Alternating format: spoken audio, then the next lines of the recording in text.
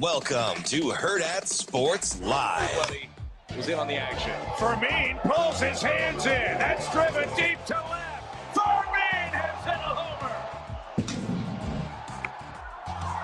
Lead to right center field. This ball sinking. This ball will drop. Alvin scores, and the Dodgers hop back in front. Whooped down the left field line. Machado into the slot. Machado makes the catch. Man, oh man, oh Manny. Runs a long time, slides some, makes the grab. Hit in the air, left center field. Alvin on the run. He's at the wall. It's gone!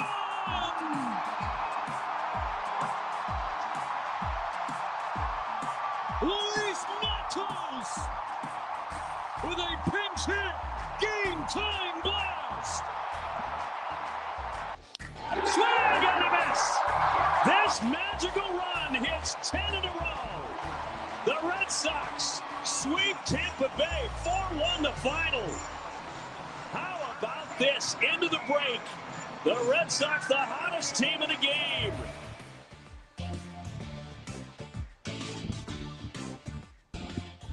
Good morning. Welcome into Hurrdat Sports Live. That's Austin Jacobsen. I'm Ravi Lulla here at Hurrdat Sports Bar and Grill, presented by Centris Federal Credit Union. DB is at football camp, so we've got our guy Austin here. Austin, how are you this morning? I'm good. I'm happy to get the call up, and it was quite an interesting call because the Thursday of the 4th of July week that DB broke the news to you that he just said, by the way. Yes, he's got team camp this week for West Side, so he's out there coaching this week. So how early do they go? Do you know? Are they like a 6 a.m. group? I don't know. I thought you meant like in the calendar, and I was well, they're barely a month out from their first game at this point, I think, and they're allowed, I think, a week during the summer. Right. But they, I don't know. I don't know if they're. I'm guessing from what I know about Coach Lamanji that they're early risers. Yeah, and then I know that the coaches stay and have quite a bit of work to do afterwards as well. So hope they for all, not just DB, but all the high schools going through their stuff it feels like after 4th of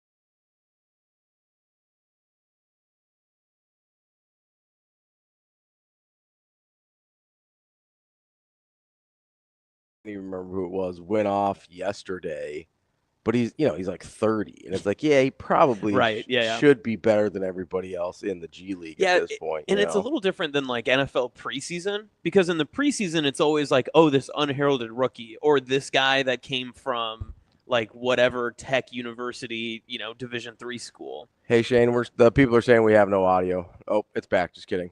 There we go. Man, you fixed that fast. Good job, Shane. Nice job, Shane.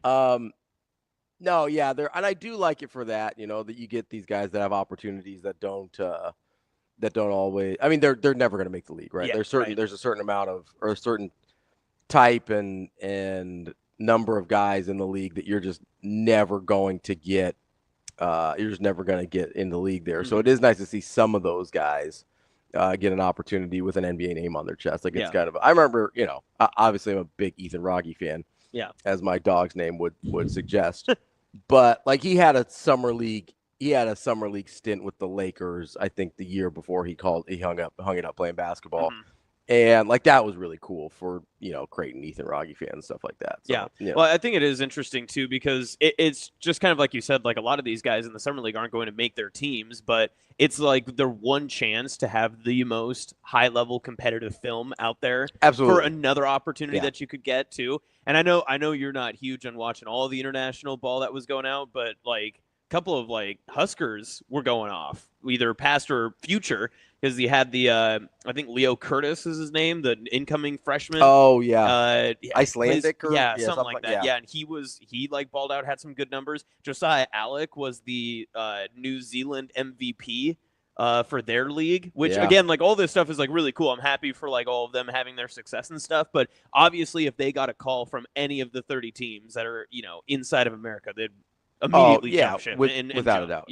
Yeah, no, it's fun for those guys. And honestly, I know like Bryce Williams is playing really well during certain stretches. I haven't looked and seen what his overall numbers for summer league are, but like it is kind of, you brought up a good point. It is like an audition even for like the European teams too, and to get a better contract and set up over there. So good luck to everybody else that's out there that has Omaha connections. I know we're going to be sending a couple people out at the end of this week to help cover all the Omaha, Nebraska high school and college connections that that are out there in the summer league. I think there's 12 guys that have a connection back to the state here. Yeah.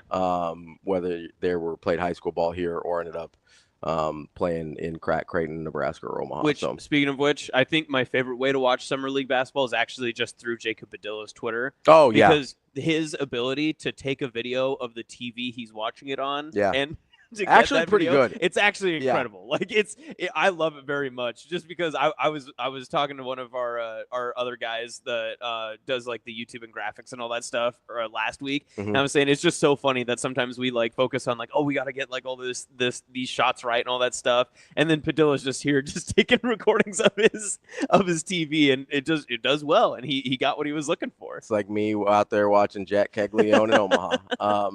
No, it is funny. So yeah, if you're interested in summer league, make sure you follow Jacob Padilla. He's got you covered, especially with the local guys. If you're wondering how everybody's doing, But how was the break? Break was good. The whole sports department got a little break, not just the show. I was still in there for a couple of days. We had our best of shows that we put up and enjoyed there too. So. I had some other little things to be able to take care of, but it was good. I did a full Western Nebraska trip with our guy, David. So I did see you were sending pictures, and I was a little confused because I didn't know this trip was happening. Yeah. So neither did we, to be honest. We kept like saying and making like we were like, oh, this week we're going to go on the trip. And like we just kept like telling people we were going to do it. But I don't think either of us were like serious until he texted me the night before and was like, should we just do this? I was like, yeah, why not? We should just go. So you were just sending it seemed like you were on a very slow, drawn out beer crawl. More or less, yeah. Like it seemed like you would go find these little dive bars in small town Nebraska and just like have a beer and then go and drive however many more hours, go and have another single beer somewhere and then move on for another. Like how far did you go? How long did it take? What happened here? So we left at like 11 a.m. on Wednesday last week, and our first stop was to Martinsburg, and we went to Bob's Bar to begin. I've never heard of Martinsburg. It's a town of like 150 Where people. is it? It's right next to, I think, like Sioux City. Okay, so like it's north. It's way north. Okay. We were up there quite a ways, like just rolling green pasture hills. You'd be shocked to see the things we saw on the side of semis and all the roads and stuff. So we just saw a lot of signage and verbiage out there. Okay. It was very interesting. Very interesting. But the Bob's Bar burger, they basically just have their regular plain like the great value buns, and then they slab on like a pound of just ground beef that they just try to attach together in any way possible. It's quite something to see. You have to be able to go see it for yourself. And then of course when you order fries, it comes not with the burger, you order on the side, but then they bring it on this giant styrofoam plate that is quite literally like heaping, like falling off the side. So we enjoyed that and then made our way down. I think we went from Martinsburg to Wayne. from Wayne to Beamer. Wayne, and then, Nebraska. Beamer to Nickerson, and then Nickerson to Wahoo.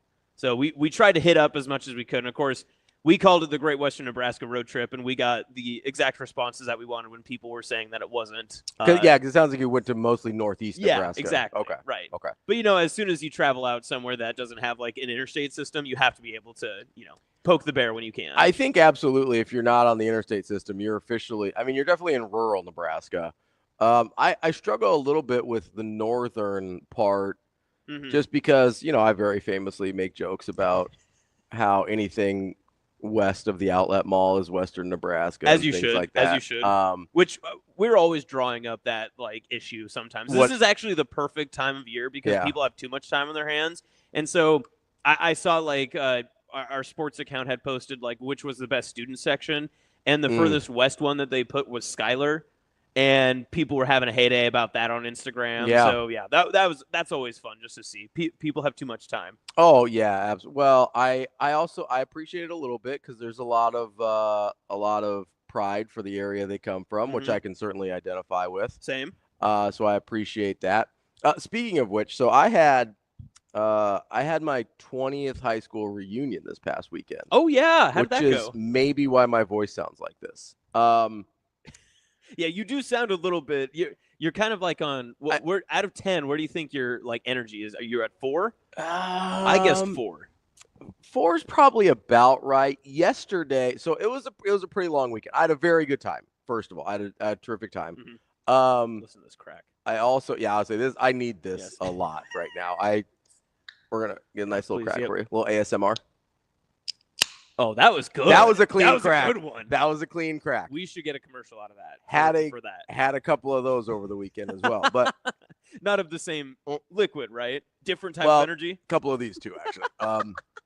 It was necessary. Well, I saw you post a photo on your Instagram last night, and you were like, "What a weekend!" or "What a weekend it was," or something. And the look on your face, I've seen you in different social settings and stuff, but I could tell in that photo itself, I was like, you're enjoying life. I think in many ways, you're seeing many people, but also it looked like you may have been indulging yourself a little bit. It was on the back end of a pretty long weekend, and listen, it's kind of funny because I actually don't drink a ton. I don't drink very much or very often. Right.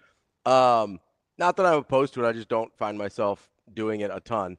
And this weekend is probably the most I've drank in a while. And I don't have a time frame for you. But it was not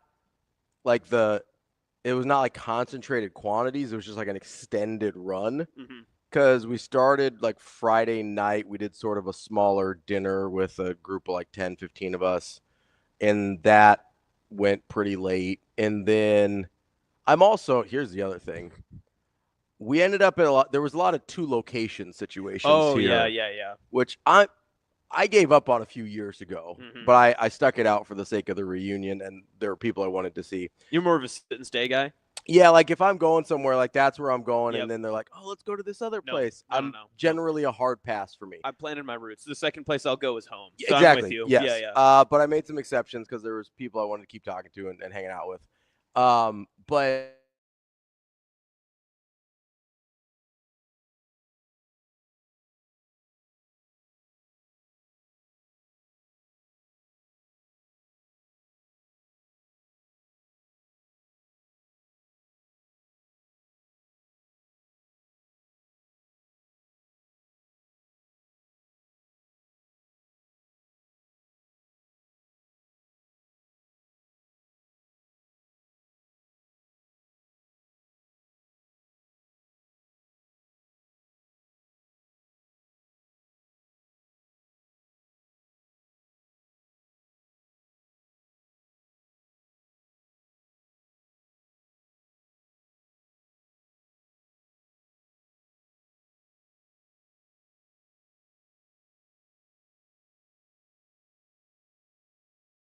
leave. Yeah. And then we moved again, second locationed it again on Saturday and closed down a bar, which is not something I do because I'm old.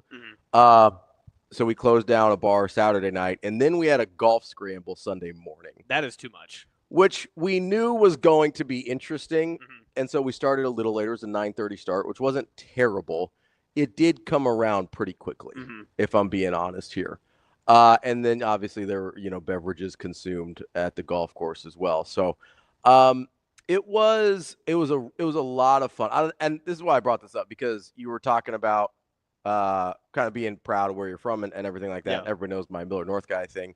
But I was wondering about, because how big was your school/class in Sydney? So my class size, my graduating class was 83. Okay. Yeah. So obviously much smaller than mine, but not like a tiny No, yeah, class. And see, that's the part where now we're getting into the weeds of the Nebraska, where someone's going to come out and be like, oh, my graduating class was 6. Right. Okay. All right. Sorry, you and your cousins all went in the same class. Yeah, it's like you're homeschooled, but I don't know what to tell you. But so I graduated with about 650 people. Wow. And there wasn't even 650 people in my high school. Yeah, so Miller North runs about 2,500. That's about where it stayed I think since I've been there. Yeah. Somewhere between 2,000 and 2,500 for pretty much that whole time. But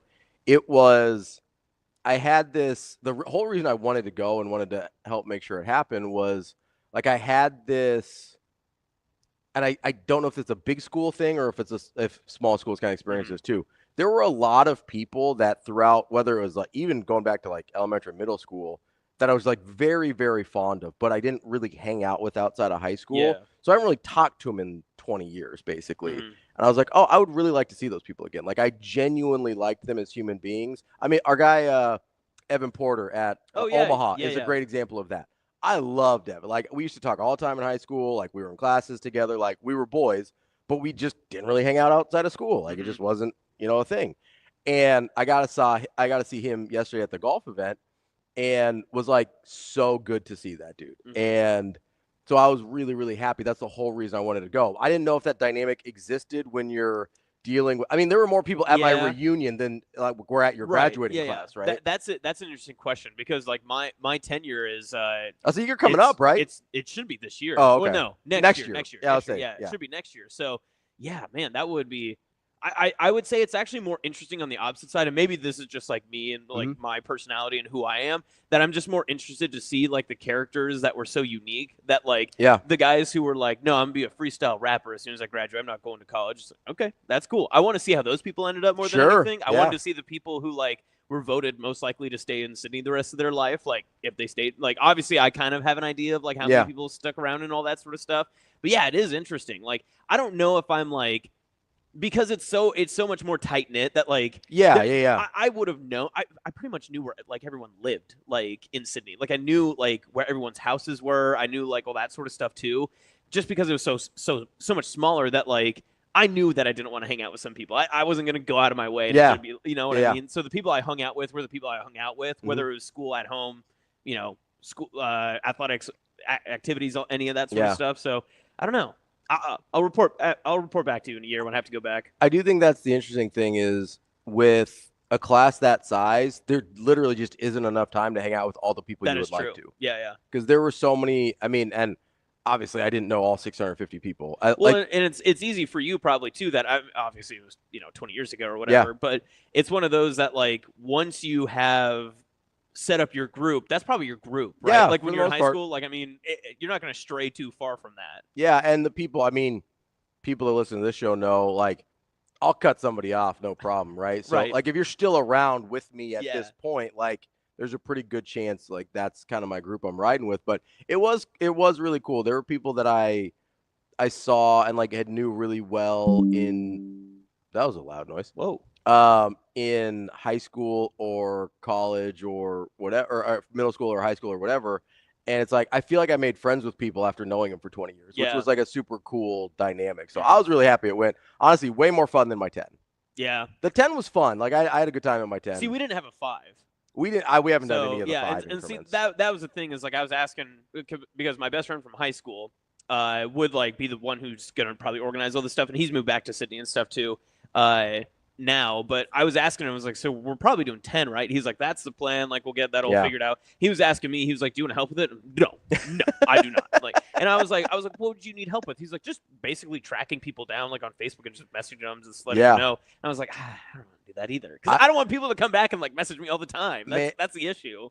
Man, so I gotta say, that was the hardest part, especially with 650 people. Right. And do you just flip through yearbooks, or like how do you do this? So thank God, like our Mackenzie is this woman that I helped plan it with. She did most of the heavy lifting. Is it Mackenzie from CWS? Yes. Really? Yes. Oh, that's insane. Yes. That's crazy. Yeah. Oh, that's awesome. Yes, 100%. There's literally a video of her on Hurrdat Sports because Austin interviewed her at the CWS. I ran her multiple times. It's great. Yes, and so that's crazy. She did so much. Like what I think ended up happening. I think somebody had the booklet from our graduation. Oh, okay. And so she just went down. She made like a database. Like she went down. Good for her. And like went through every name and tracked people down on Facebook and was asking for emails and was like, okay, I can't find this person, but I think they hung out with that. She was like full on sleuthing. I mean, that's got to take a lot of time. Honestly. And I was so grateful that I was not the one doing it. So what was your role then? Like, what did you have to do? I picked up the balloons on Saturday, so that was pretty important. No, I helped with whatever she felt like she needed help with. I was not doing a lot of the actual. I would have made sure that the event happened. Yeah. She made it worth coming to and made sure a lot of people came. Yeah. Like we got a really good turnout. It's also got to be nice too when you're like from a school your size, right? That 20 years later, regardless of your high school experience, like bad, poor, great, whatever, that someone reached out to you and was like, hey, we want you to be here because you could do like the high school movie cliche where they're like, oh, that guy was a nerd. Like, we're not going to bring this person in. But like, it has to be somewhat rewarding no matter what your experience was at Millard North, whatever school it was. If they have a high school reunion and you get a message from some random person like, hey, we're class of whatever, and we want to make sure that you're invited to this. That's got to be a cool feeling. We tried our very best to get a hold of every person we could. Like, we wanted very much to be like, hey, you graduated with us. I don't think we have any like convicted felons or anything. They might have got left off the list if that was the case. I do have a convicted felon in mind, and then we even before we've gotten to 10, we've had 2 people pass away. So and 1 divorce, which was a little bit scary. Like that one, I was like, that's too soon for that. Like, what are we doing? I mean, listen, I got divorced after my 10, so that was after 10. Like, you know what I mean? Like we were well on our way by the 10. Okay. But all right. But no, I don't. So we were trying to think, and I sincerely apologized if we missed anyone. I don't think anyone from our graduating class has died. That's awesome. After 20 years is wild. That's like, not that I'm aware of, and if there is, I'm terribly, terribly sorry that we couldn't think of it. But because I was trying to, because you do like the slideshow and stuff, and I was like, do we need to do like an in memoriam? And I was like, I don't know that anybody's died, which is terrific. I mean, that's great news. A couple of my dear favorite teachers have passed, which is too bad. Yeah. But do you invite the teachers too? No. Okay. But if we were gonna like do like an in memoriam thing, I thought about maybe doing something like that. Yeah. But no, it was. I felt like it was a really good experience for a lot of people, and I'm super. I do kind of wish our week off started today. You planned this incorrectly, is what you did. Well, so we started planning this thing legitimately like over a year ago. Yeah. Well, you can't do it over the 4th of July weekend. Yes. I mean, no one's just gonna. And part of this is my fault because my anniversary is the 26th, and that was another possible date. And I was like, that's a non-starter. Yeah. Guys. If you're part of the scheduling committee, you get the opportunity to be like. I was like, I'm gonna have to veto 26 because I may be on a 3rd wife by next reunion if that happens. Like I could be in some trouble there. So, the scheduling is a little bit my fault, but to be fair, I didn't know we were gonna have the week prior off when we actually scheduled it. Maybe next week if I'm still working here in 10 years, maybe I talk to Sasha and be like, hey, can we do the week after my reunion this time? Because I don't know. We might do a 25 because that's like a big number. That is, right? Yeah. But we haven't done any of the other 5, so I don't know what that is true. Yeah, I'm curious to see because obviously Dr. Girlfriend and I are like on the same high school and college graduating classes. Yeah. Which, by the way, like you and Kay, they always try to do like class reunions and stuff. Yeah. I'm not going to go back to my college reunion. I don't know anybody that does. No, I don't. That's so weird. I think I know like if you were in a fraternity or sorority, I think sometimes they do stuff like that. Yeah, but even in that sense, like we've talked about it. And she was in G5, like I was like in SIG-Ep and stuff, and we were both like, I don't know if we want to go back for that sort of stuff. It's just not the same. Like, and also big SIG-Ep guy, huh? Yeah. Well, let me tell you. But it was just one of those things that like you think back, you're like, oh, it'd be great to see all these people again. But then these are all the same people that like I'm going to their weddings and all that stuff too. So it's just like, do I really want to like? I'm still hanging out with them. Like, do I really just want to drive 2.5 hours to hang out with them in the place that we've like hung out with them before? I guess. Like, famously, I don't know, you do love Central and Western Nebraska. So I do love driving. Maybe you do. Maybe I mean, I'm basically doing a class reunion this year because I am going to Sydney's Oktoberfest in October. I'm trying to bring some of like our Hurrdat people with me. I'm to see if we can do that. I'm stunned to find that Sydney has an Oktoberfest. Oh, huge German population out there. Oh, okay. Come on now. There were a lot of German settlers in Nebraska. That makes sense. Yeah, that makes sense. No, the Oktoberfest was like the one thing that when it was in town and everything was like coming around, that was what like everyone was getting pumped up about. And be like, oh, you're obviously staying this weekend because it's Oktoberfest. I mean, you got to. And it would be one of those things too, because there would always be a home Husker game that weekend. People would be like, should I drive 6 hours across the state or should I stay home and drink beer in a tent? Let me think. Beer in a tent is tempting. So the internet tells me that Sydney's about 6,000 people. Is that right? Is it bigger now? Smaller? No, it's probably less now. Okay. Good old Cabela's left. But thanks a lot. Thanks a lot, Bass Pro. Do you want to know a really funny story? I think I might have shared this with you before. That? The year after, so it was like October 2016 is when Cabela's was bought out by Bass Pro. Okay. And then my senior year would have been like, 2015, 2016, that sort of thing. So we were trying to decide what our senior prank should be. If you can guess, everything at the Sydney High School was sponsored by Cabela's. Sure. Because everything was like the Cabela's athletics facility, the Cabela's like activity center, like all this sort of stuff, the performing arts center, all that. So I was like, it'd be hilarious is if we went around and changed all the signage that said Bass Pro instead. And instead, we decided to do something completely different, which is probably the right thing to do because we would have been known as like the Grim Reaper of the senior class that changed every sign to Bass Pro. And then that October after we left, it got sold and like nearly crashed the town. But it was a good idea. It was a good.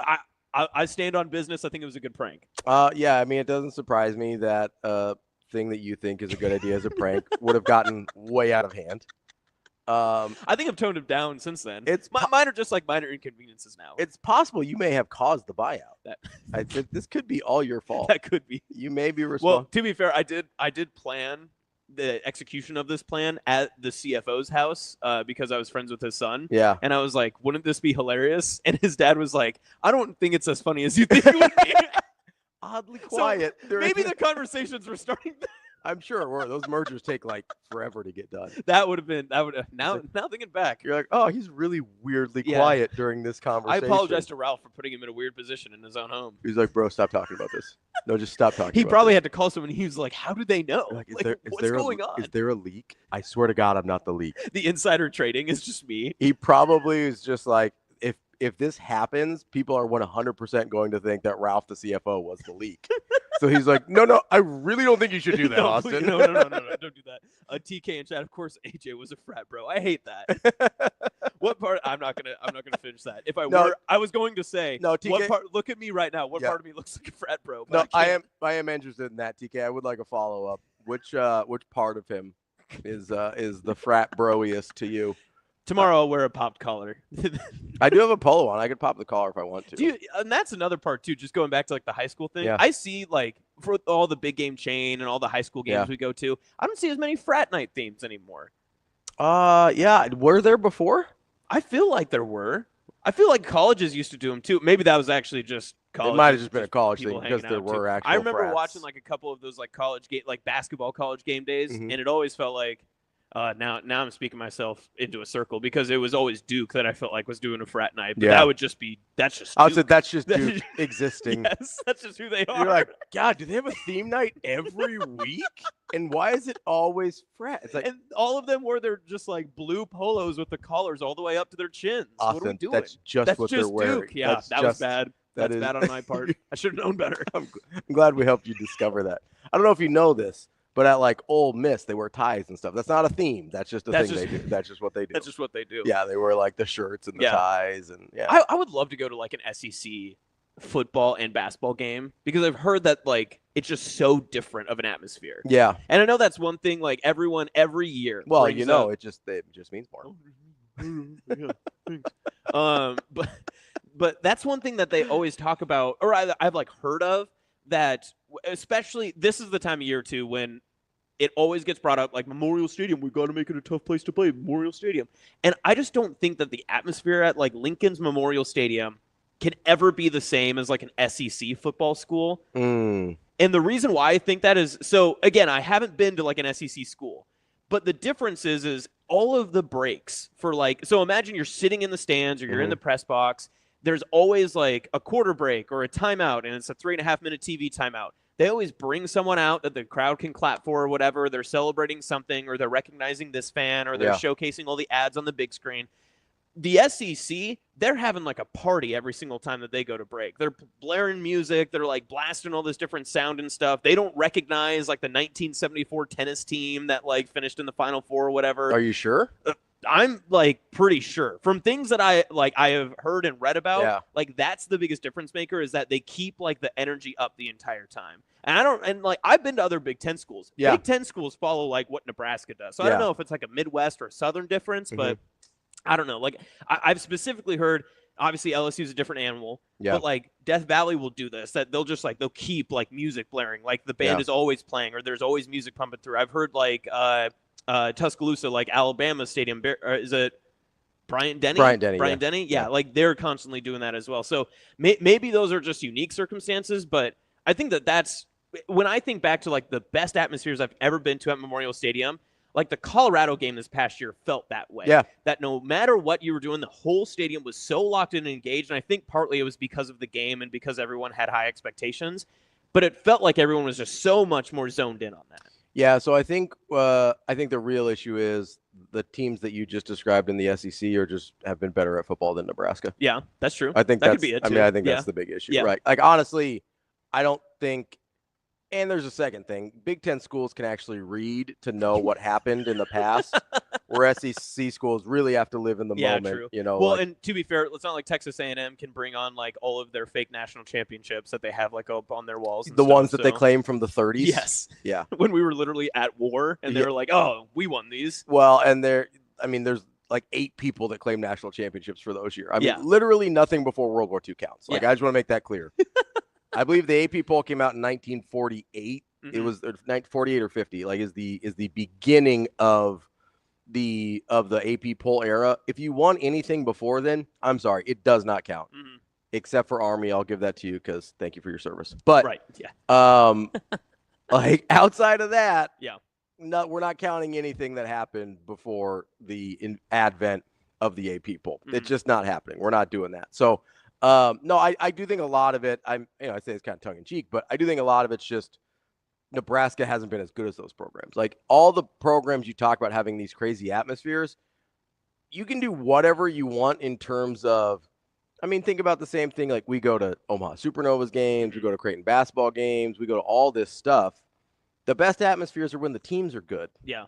You know, like it's really hard to keep energy through any amount of time if the team is bad. Like I've sat through some, not very many, but a couple bad stretches of Creighton basketball. Yeah. And I got to tell you, the energy in the building was not ideal. You know, when you're going through like an 0-9 start to Big East play in their second year in the league, not great energy in the building. Yeah. Same building, same people as the year before when Doug was going nuts on people. And honestly, a lot of the very same atmosphere type things, whether how they were like actually running the in-game stuff, I feel like it's a lot more to do with who's good and who's not than it is. Like the 1974 tennis team needs their due, my guy. That I guess that's fair, but I don't know. I even think back to like some of like Bo's like middle stretch, like those early Big Ten years and stuff. And I was going to some games when I was younger, and I just never remembered that like those atmospheres like sticking out the most. Like I remember like significant moments and like that sort of stuff, like the Western catch and all that sort of, you know, those things, and those being like big pops and big moments, but just the overall like experience of someone being like, wow, that place was like a really tough place to play, and and you could walk out and be like, oh, the atmosphere is fantastic. Because I mean, this past season, and what your point exactly too, week 2, everyone expecting Nebraska to come in and be in a competitive matchup against an old rival in Colorado. Yeah, the atmosphere is fantastic. But then you're on a losing streak entering the beginning of November, and you have a sleepy day, and UCLA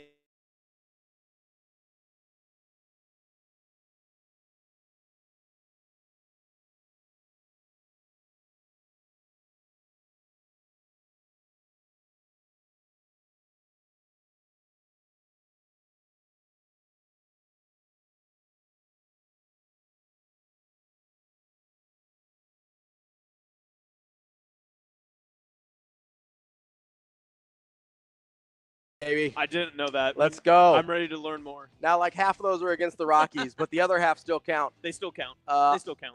Much like Akon said, still counts.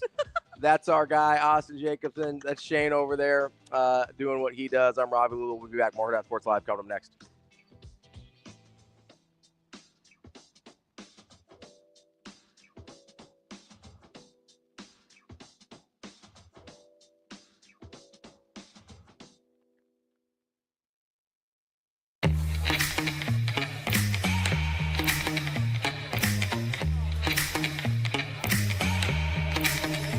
Give me that cheddar, we getting Rico. Big money rolls like burritos. Give me that hot sauce, no pico. Give me that.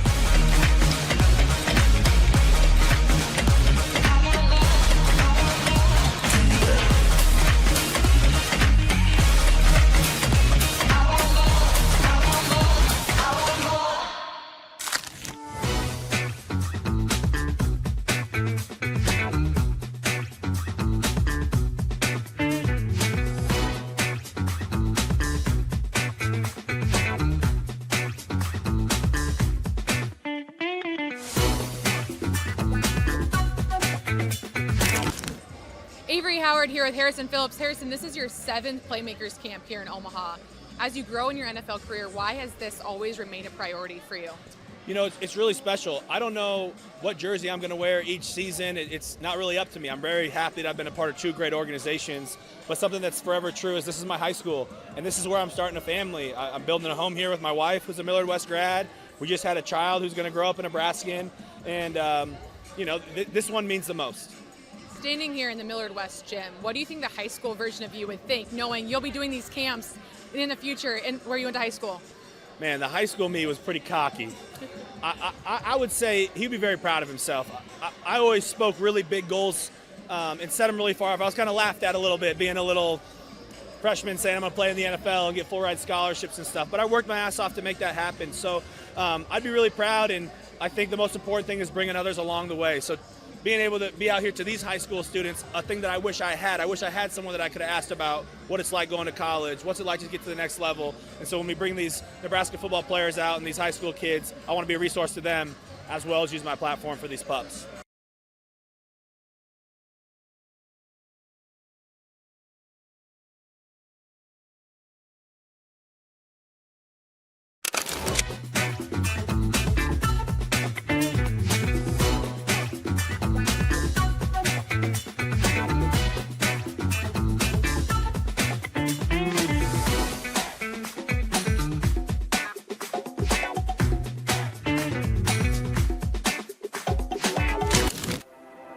At Centrist Federal Credit Union, we have the tools and resources to help our members fulfill their financial goals, with a focus on building a stronger community for the next generation of leaders.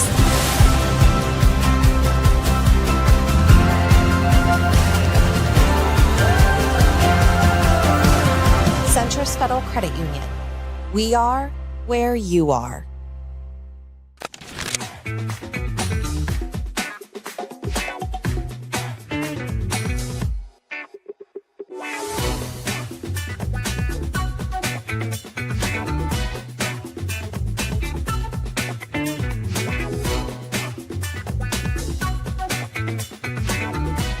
What makes Banana Ball work so well in terms of the fans, the support, and everything that's gone with it? I think it's just the breaking down the barrier between fan and player. When you go to a Major League Baseball game, even though there might not be a barrier, might just be a net, there's a distinct barrier where like players and fans don't really interact during the game. And we're bringing fans onto the field, into our game. Like every fan that comes to our game is going to be involved somehow. Every single one of them. They're all going to be involved if they want to be. So I guess that's my advice too. When you come to a Bananas game, be open to doing anything. Don't say no to an opportunity. My niece actually, we do a fan warm up before every game. We have a little girl come on the field and dance, and the whole stadium follows the dance moves. My niece said no because she was nervous. And to this day, every single day I see her, she's like, I want to do the fan warm up. I want to do the fan warm up. So like when you come to a game, just be open to doing whatever.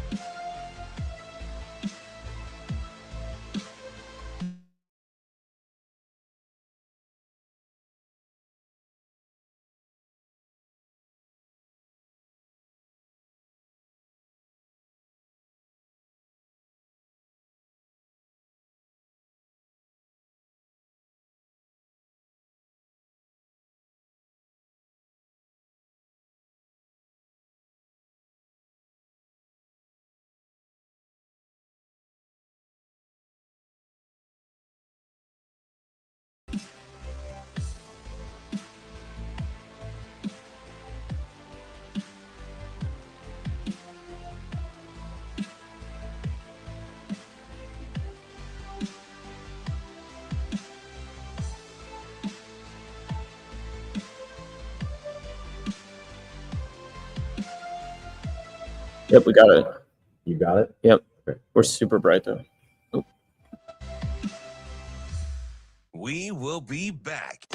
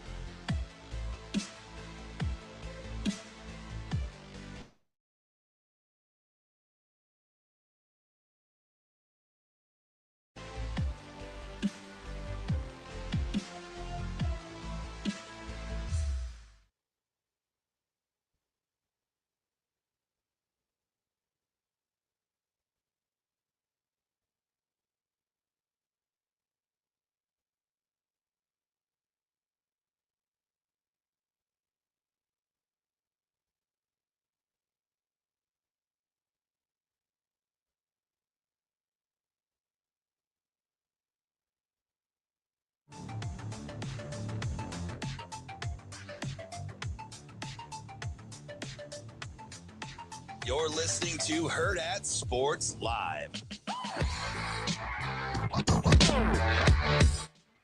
Welcome back, Hurrdat Sports Live. That's Austin Jacobsen. I'm Ravi Lulla here at Hurrdat Sports Bar and Grill. I think we've worked out our technical difficulties, so we should be good. What a way to come back from the week off. We're yeah. really getting in our work. No, it's good stuff here. No, it's terrific. I'm glad we were able to figure that out.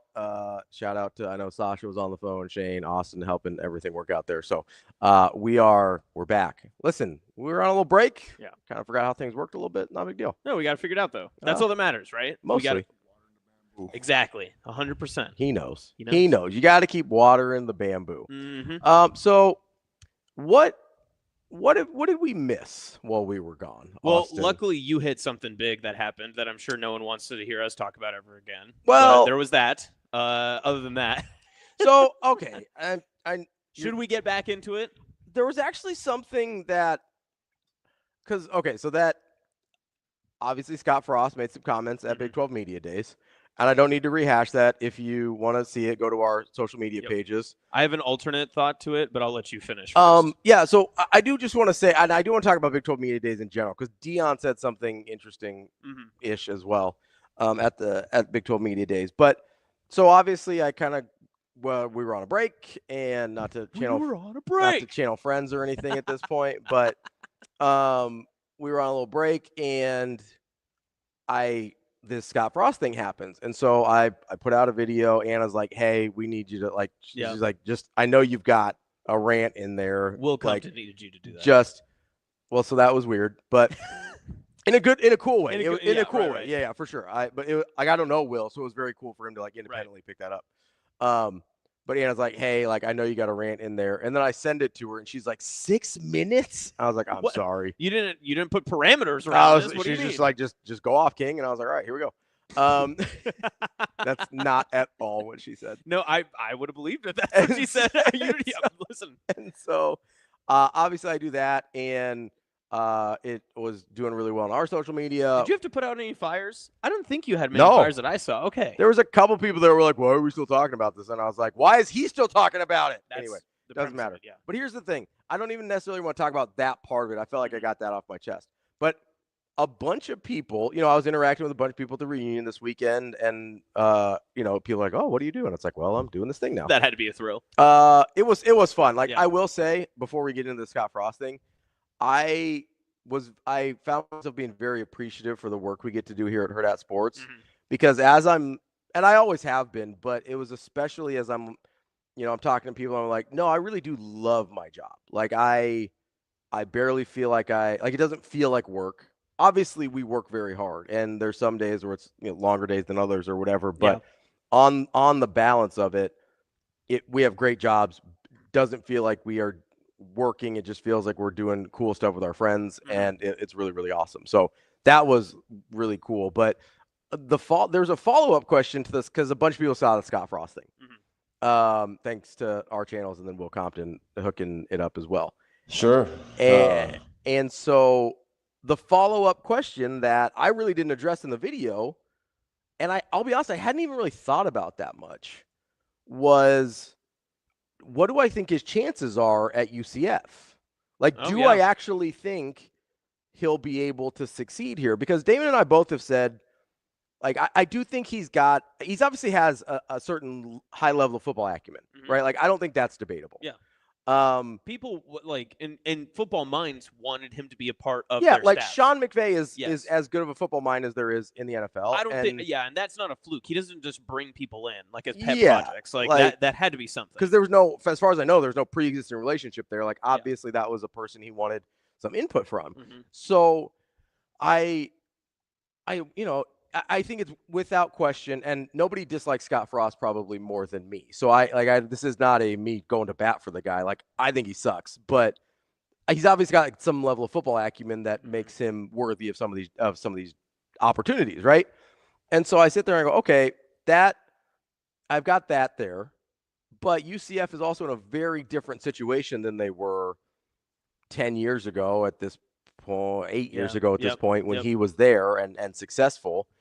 And so I go and I sit there and I go, okay, one of the things, and DB brought this up several times when we were kind of talking about what went wrong. How'd he go from this guy that was this golden like coaching hire everywhere, not just here. He was the hot coaching candidate that in that cycle, and go from 12-0 to like could not figure out how to make a bowl game here. And a lot of it was at UCF in the AAC. They're able to accumulate more talent than everyone else. Yes. Yeah. Like all the guys that either want to go to Florida, Florida State, or Miami, don't want to get too far away from home, or even talking about like Ole Miss, Georgia, Alabama, everybody kind of in that region there in like the deep southeast part of the country. A lot of those guys probably would have mid ACC, Big 10, Big 12 opportunities or former Pac-12 school opportunities, but don't want to get that far away from home. Like, does a kid from Florida want to move to Indiana or Kansas or Illinois? Like maybe not, right? Yeah. Especially if they're not playing for like Notre Dame or somebody. Like maybe I think that's a real thing. And so when you're in the American, you get these guys that are probably power conference players, maybe not super high-end power conference players, but definitely power conference players. And you bring that in, you go, okay, well, that is going to win in the American Athletic Conference. I don't know that that's still true, which I think was one of his biggest advantages, and UCF's one of their biggest advantages. I don't know that that's still true in the Big 12. I would actually argue that it's almost certainly not. Yeah. Especially the way that Texas Tech is accumulating talent and money and resources. And so I sit there and go like, I really don't know, because I think color yourself shocked when I say this. I don't know that Scott Frost knows what he's getting into the second time around. Yeah, that's fair. I think there's this tendency of people to recall something maybe in a fond way and it's the Great Gatsby effect, right? You're trying to kind of recapture the past, but things have changed. Yeah. Right? UCF has changed, Scott Frost has changed, and their conference has changed. I don't know that he can, like, if he goes back to the same playbook to say, this is how I won at UCF before, this is how I'm going to win again, I don't know that works. Well, he was asked at Big 12 Media Days, they said, what do you like about the Big 12? How do you like where its leadership is taking it? What do you like about the conference? And the two things he said that stuck out to me the most were, one, I'm not smart enough. He quite literally said, I'm not smart enough to be able to like tell you what the plan is for like the Big 12 in total. And also then referenced back to when he played in the Big 12, which that Big 12 doesn't even exist anymore. Like that Big 12 is so significantly different than where the world is today. I mean, that version of college football doesn't exist anymore, right? And so to reference those two things, I think one shows a little bit more of like, hey, I'm huddled in like right here. I'm kind of stuck where I am. I want to be right here where I want to be. Mm-hmm. And I think the other part of it too is just exactly kind of what you're saying. It's just he has to be able to find his way and his wiggle and his groove at UCF, because much like Stella. Yeah. But if he tries to do it any other way than his way at UCF, the way it worked the first time, I don't know if he knows how else to make it work. And so with all the other parameters changing around him, can it still work is like the biggest question, right? Absolutely. And I know that's exactly what you're asking.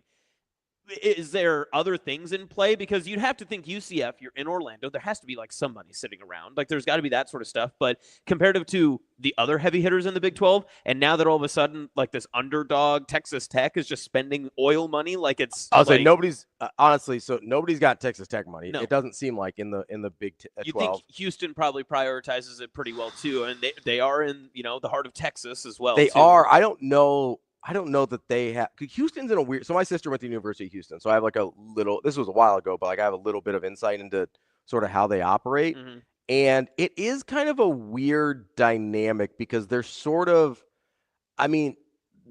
overlooked in the University of Texas. Okay. Like even, obviously even in the city, Rice is the prestigious academic school in Houston. And then all around you've got these huge athletic programs. Houston's just sort of there, and it's a huge, huge school. Yeah. I just don't know how invested people are in University of Houston athletics. I really don't. And frankly, I don't know that, like, I would think football would be a priority, but they've been much better at basketball as of late. Like, I don't know how they're going to divvy up those resources. But if I'm looking at the Big 12, and I'm trying to figure out who I think has more money than UCF. Obviously, Texas Tech. I think they've got as much money as anybody. I think BYU has more. BYU also has more money than them and Texas Tech are probably very, very close. They love to sling it around. There's a drop off from there, though. There is. There's I think it's those two, and the rest of them you can kind of all mash together. But I still think UCF is probably a layer below the next group. They're probably in the third tier. I think that they're with the Iowa States almost. I think they're kind of in there. I don't think it's Iowa State, but pretty. That's what I see it as when we kind of look through it. And so I don't think they're in as bad of a spot as Colorado, because Colorado really struggles with money, especially if you remove the. And I know Deion's still there, obviously, but if you remove the Deion sort of celebrity factor, then they've always struggled with money. That's always been a huge issue. So they probably climb up into the second tier right now. But long term, I don't think that's probably a thing. But Baylor's got more money than they do. TCU has more money than they do. I don't really know the situation with Oklahoma State because their big benefactor died a few years ago, and I don't know how much the money's still flowing there. I would imagine they are in a better position than UCF, though. You're looking at a lot of teams. I mean, best case scenario, you're middle of the pack Big 12 money-wise. And so accumulating that talent in Central Florida, I think is going to be a lot harder than it was 7-8 years ago. Well, and especially, too, the way that college football is now set up, that it's almost like the NFL free agency as well, that there are guys that, as general fans, we would all agree with and kind of point to and say, I don't know if that guy's worth as much money as what he's making.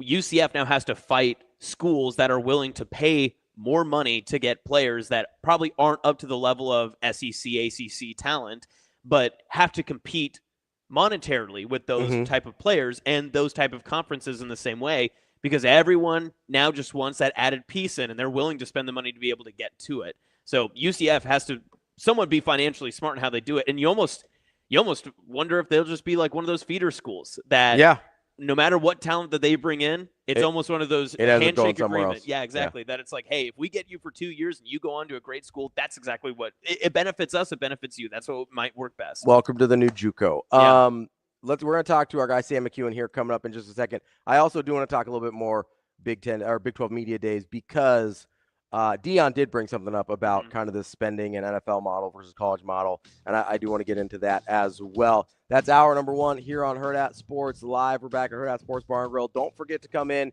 try all their summer specials. They got a Cajun shrimp wrap. They got some summery drinks. They've got you covered no matter what you're feeling for the summer. Make sure you get out here to Hurrdat Sports Bar and Grill, either in La Vista or Gretna. We will be back with Sam McKewon from the Omaha World Herald coming up next.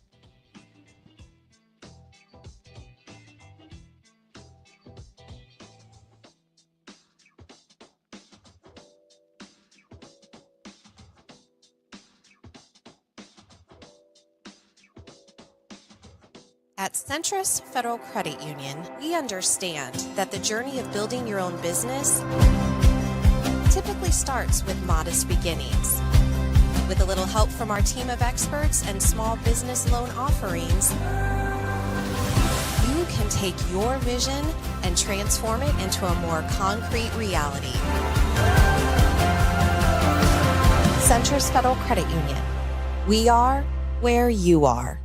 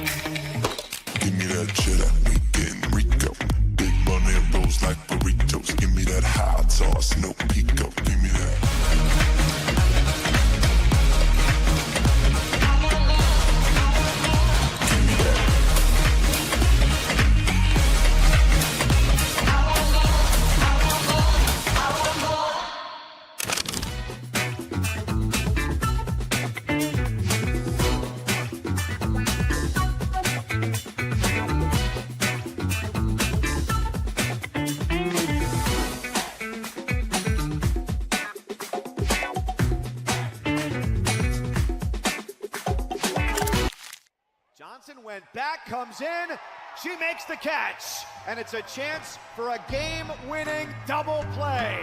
That's how it ends. The Arkansas Razorbacks are headed back to Super Regionals. kind of goes through your mind as you're preparing to give that final speech? It's the worst speech of all time because you don't want to rehearse it because then it sounds like you knew it was coming. It was 12-0. Like we were kind of anticipating, okay, like this is gonna end tonight. Like nobody wants it to, but it's going to. 10, 20 years down the road, the wins and losses, you don't remember them. All the success is great and it is very memorable, and those are part of the good memories, but I think the time we have together on the bus, in the locker room, at practice, on the field are what lasts a lifetime. You just go out there and you look those kids in their eyes and try to articulate to them how much they mean to you and this program. And then when you finish and you stand there and watch everybody, and it's hard. I mean, there's no other way to put it.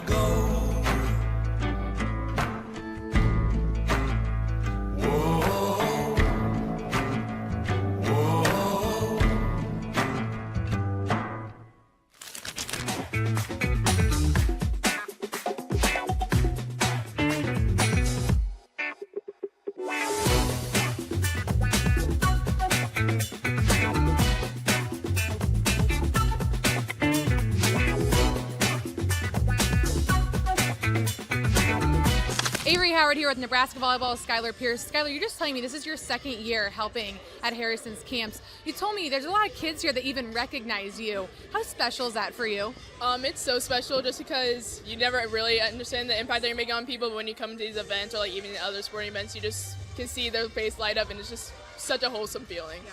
Why is it so important for you and this Nebraska volleyball team to give back to the community?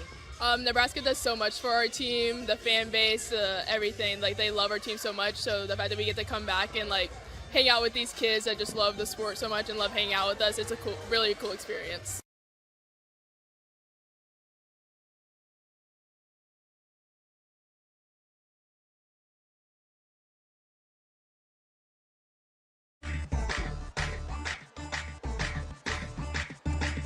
You're listening to Hurrdat Sports Live. Here is the sports editor for the Omaha World Herald, Sam McKewon. That's fine. That's fine. That's fine. Sam McKewon. We're gonna throw the ball, and you just stand back there and throw it where you want to go. That kind of thing. Sam McKewon. Are you guys going? Sure. Now, Sam McKewon. Welcome back, Hurrdat Sports Live, presented by Centris Federal Credit Union. That's Austin Jacobsen. I'm Ravi Lulla here at Hurrdat Sports Bar and Grill. We are joined now by Sam McKewon from the Omaha World Herald. Sam, how are you this morning? Sam, can you hear me? I can. Oh, there we go. How are you doing? We're doing good. How was, we haven't talked in a hot minute. How was your holiday? It was good. Yeah. I mean, had a little bit of time off, played some golf, watching tennis. I'm a big tennis guy, so it was good. And obviously still wrote about football.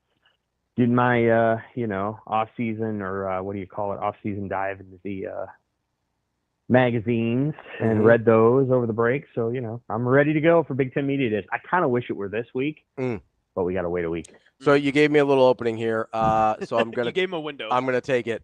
How did you feel about the Sinner Alcaraz final yesterday? Well, I mean, I thought it was great tennis, right? And I wasn't terribly surprised by the result. I think Sinner is very hard to beat because he doesn't make a lot of mistakes.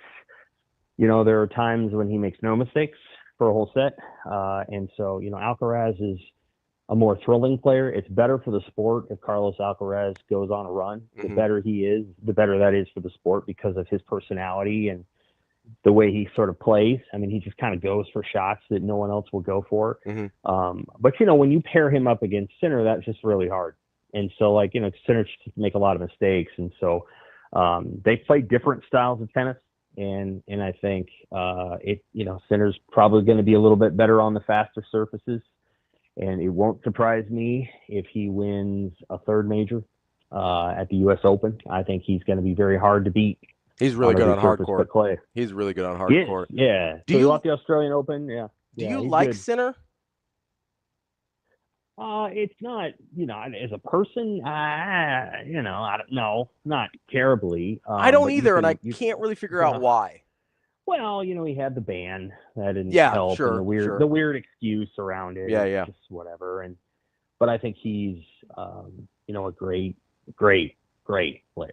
Like we're very fortunate for people who are tennis fans. Mm-hmm. When I was a kid, probably the first tennis tournament I ever remember, I think, was '85 Wimbledon. It was Boris Becker, and so he was 17. I was a kid. He was basically a kid. He won Wimbledon, and men's tennis has just been, with the exception of a little bit of a lull, maybe in the '90s, early '90s, whatever. It's just been exceptional, basically for 40, 50 years if you include Connors and McEnroe. So the one thing you don't have is an American who can make a move, and I think every one of us who watches Ben Shelton is hoping that Ben Shelton is that guy. It will never be Taylor Fritz.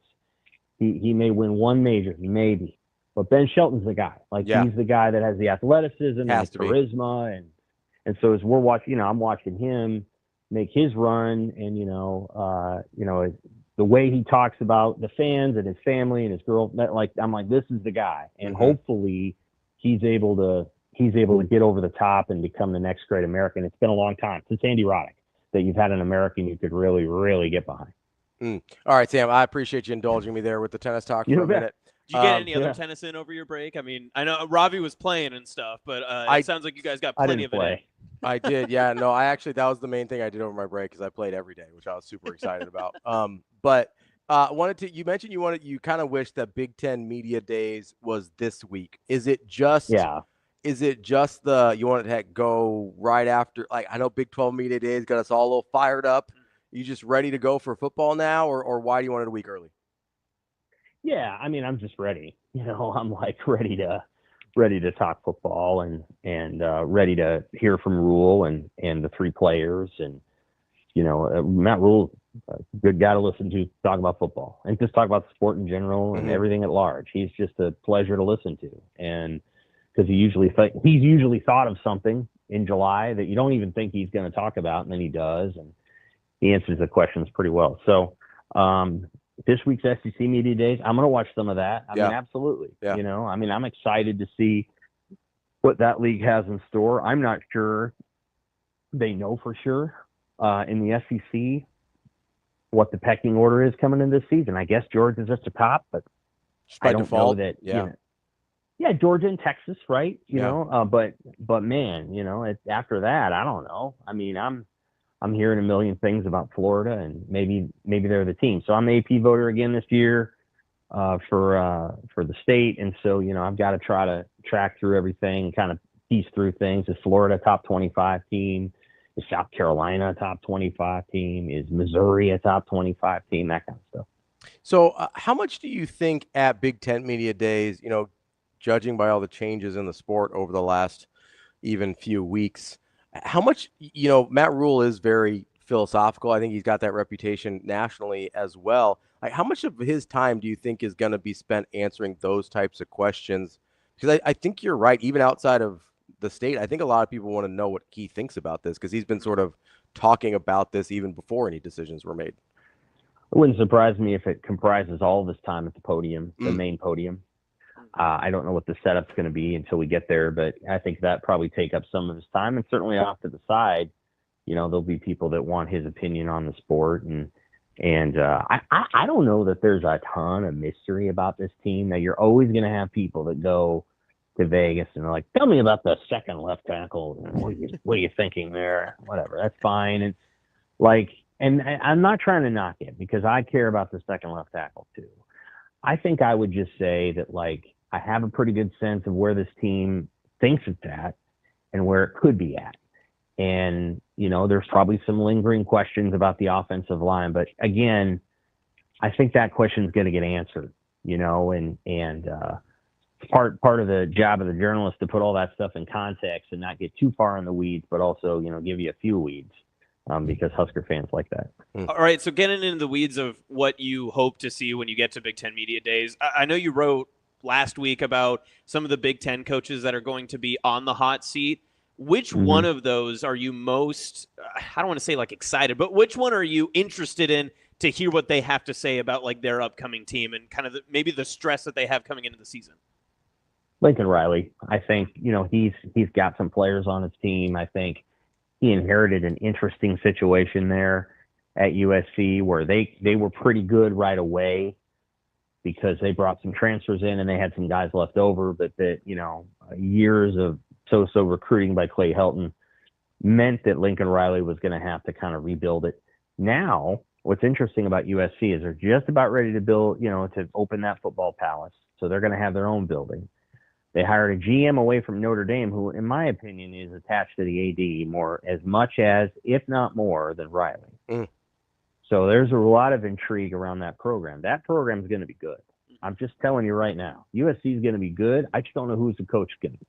Because they could go 7-5 this year, and the AD there could say, you know what, we're going with a different kind of coach. We're going after James Franklin, and he could do it there. Like that kind of thing. But if they go 8-4, 9-3 this year, he's probably going to stick it out, and then they're going to get good. I think USC is going to be around. I'm not saying they're going to get on top of Ohio State and Penn State and Michigan and Oregon, but I think USC is going to be around, and I think they're going to be a bear.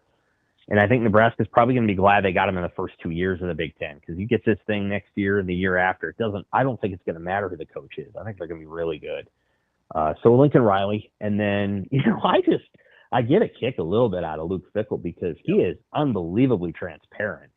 He knows he's in trouble. They have the hardest schedule in the country, bar none. No SEC schedule is harder.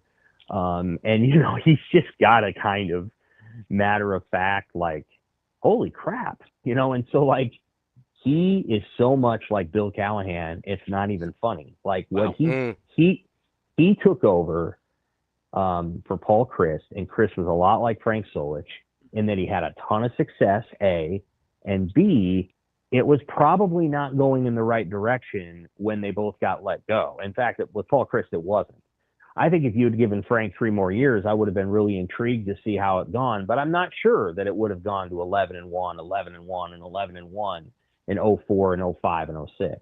And so Luke Fickell comes in just like Bill Callahan did and changes everything about the offense and realizes that, Bill Callahan never realized this. Fickell realized it was a huge mistake about, 20 games in. And so it's fascinating to me that now he has to try to re-engineer it, but he has to do it against the hardest schedule in the country. They could go 5-7 and be dang good. And so we'll just have to see how it all unfolds and whether or not the AD there is patient, because I'm not sure he will be. See, you've got me interested now because you talked like USC. It sounds like you're pretty high on them just as a program. Like their stock is moving up.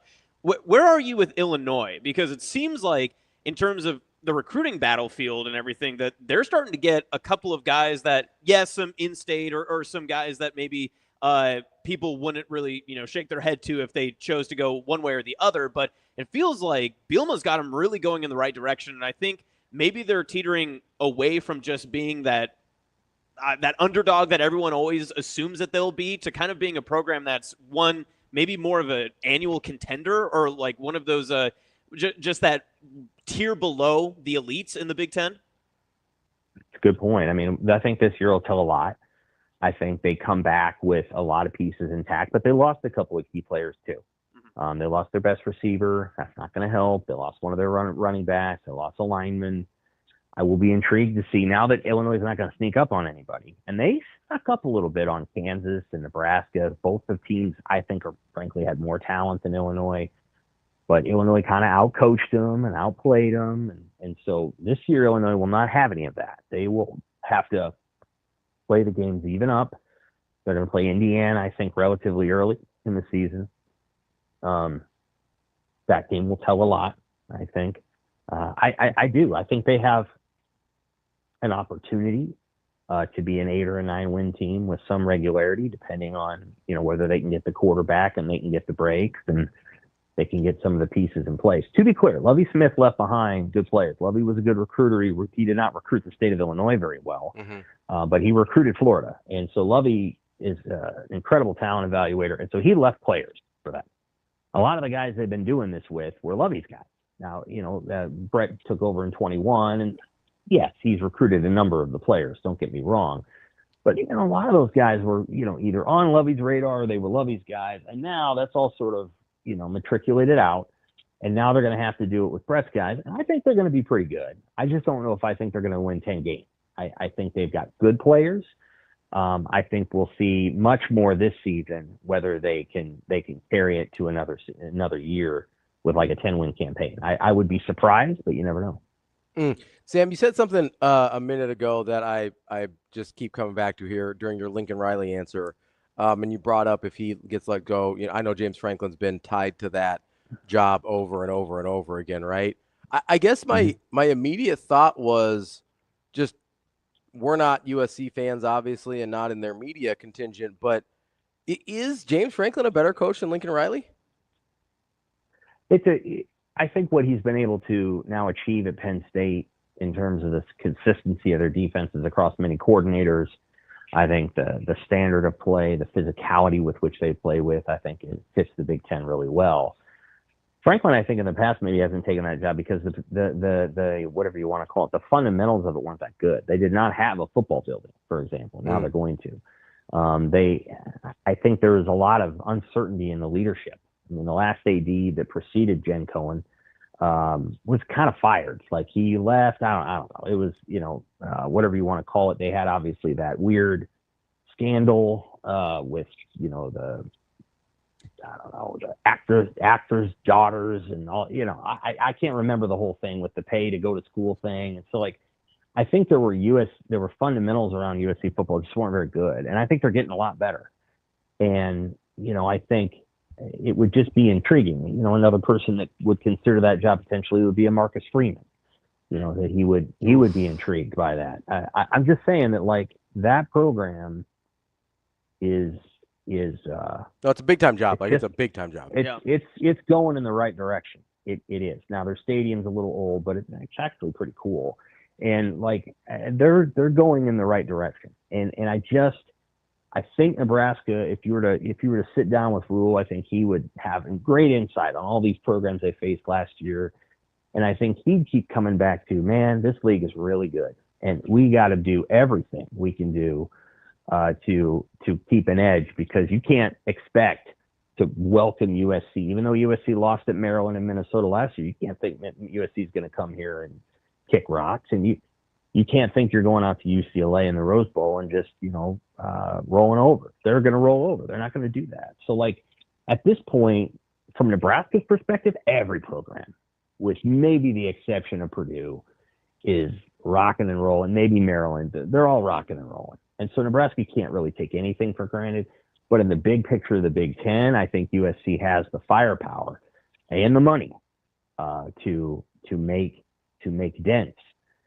They have the corporate relationships out there, to make impacts that are harder to make at schools where there isn't as much corporate power around it. So I'll be really intrigued to see how they play this year. Again, I'm not saying they're going to be great this year. They could be 7-5 this year, but where it's going up. And I think Nebraska's going to have to keep that in mind as they move forward. So Sam, I was on this kick a couple of months ago, I think, when I was hosting with Ravi, but which Big Ten or college football, maybe coaching carousel, do you think would be triggered more by which coach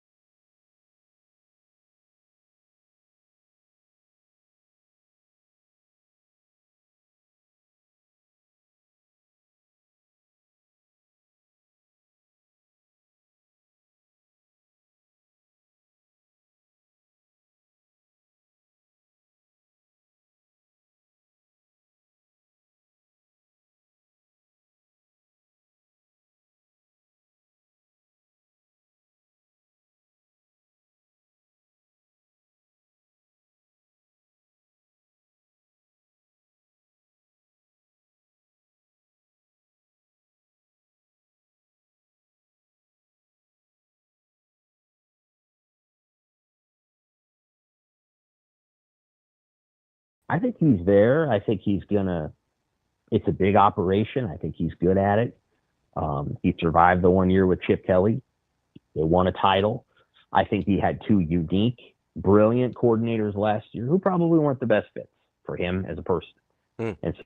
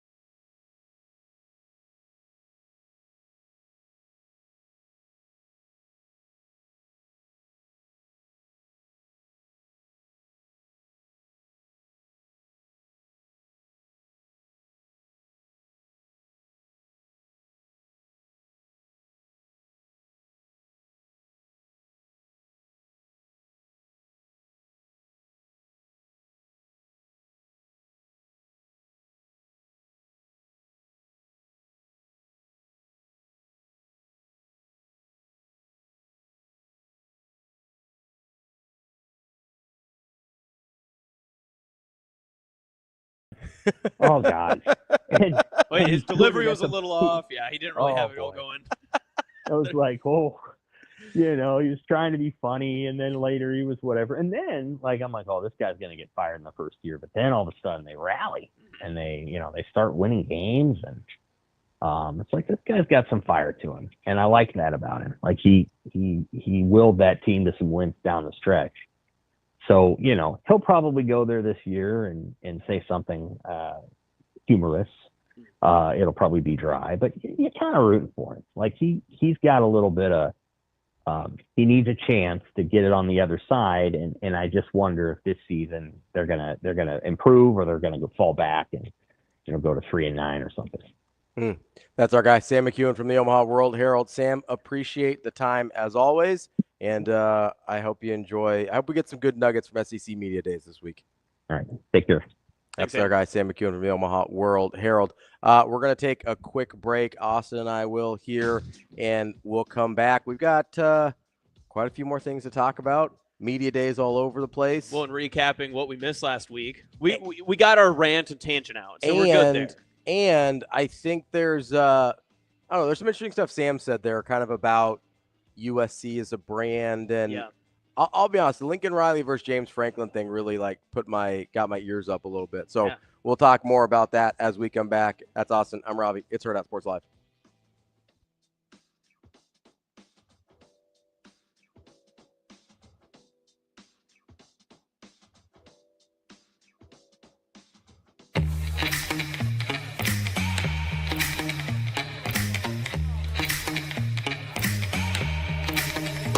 Give me that cheddar, we getting Rico. Big money rolls like burritos. Give me that hot sauce, no pico. Give me that.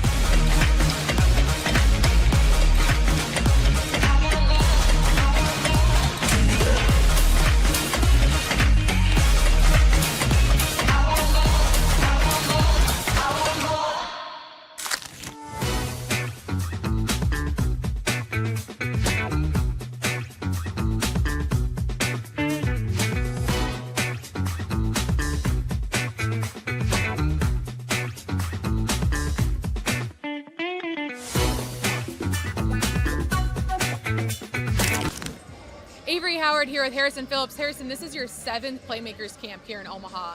As you grow in your NFL career, why has this always remained a priority for you? It's really special. I don't know what jersey I'm going to wear each season. It's not really up to me. I'm very happy that I've been a part of 2 great organizations. But something that's forever true is this is my high school, and this is where I'm starting a family. I'm building a home here with my wife, who's a Millard West grad. We just had a child who's going to grow up a Nebraskan, and this one means the most. Standing here in the Millard West gym, what do you think the high school version of you would think, knowing you'll be doing these camps in the future and where you went to high school? Man, the high school me was pretty cocky. I would say he'd be very proud of himself. I always spoke really big goals and set them really far off. I was kind of laughed at a little bit, being a little freshman saying I'm going to play in the NFL and get full ride scholarships and stuff. But I worked my ass off to make that happen. So I'd be really proud, and I think the most important thing is bringing others along the way. So being able to be out here to these high school students, a thing that I wish I had. I wish I had someone that I could have asked about what it's like going to college, what's it like to get to the next level. And so when we bring these Nebraska football players out and these high school kids, I want to be a resource to them as well as use my platform for these pups.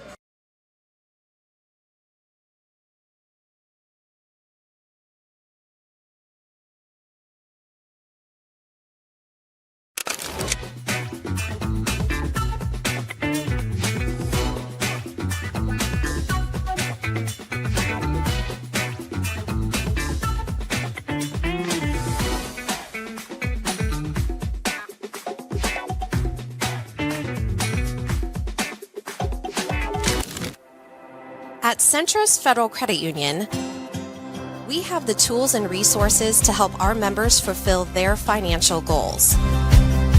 With a focus on building a stronger community for the next generation of leaders.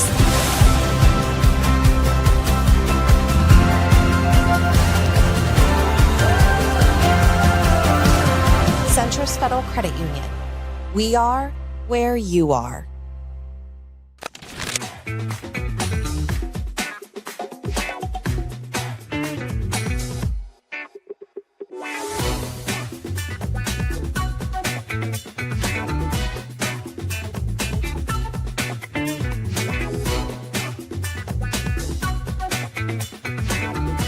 guys, what makes Banana Ball work so well in terms of the fans, the support, and everything that's gone with it?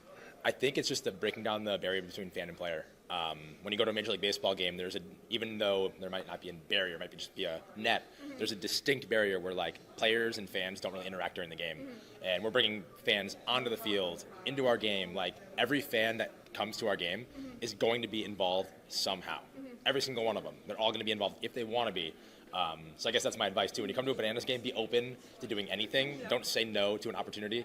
My niece actually, we do a fan warm up before every game. We have a little girl come on the field and dance, and the whole stadium follows the dance moves. My niece said no because she was nervous. And to this day, every single day I see her, she's like, I want to do the fan warm up. I want to do the fan warm up. So like when you come to a game, just be open to doing whatever.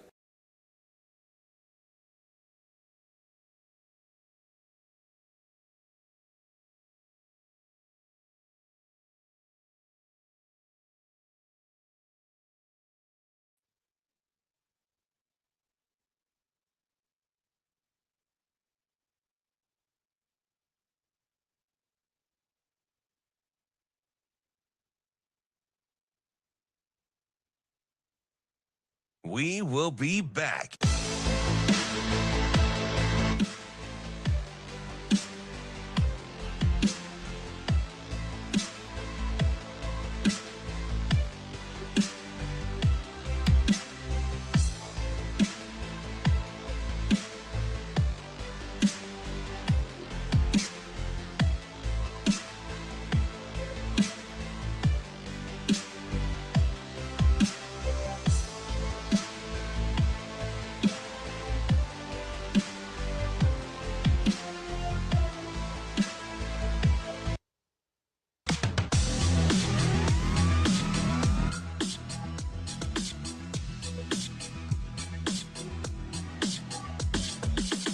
You're listening to Hurrdat Sports Live.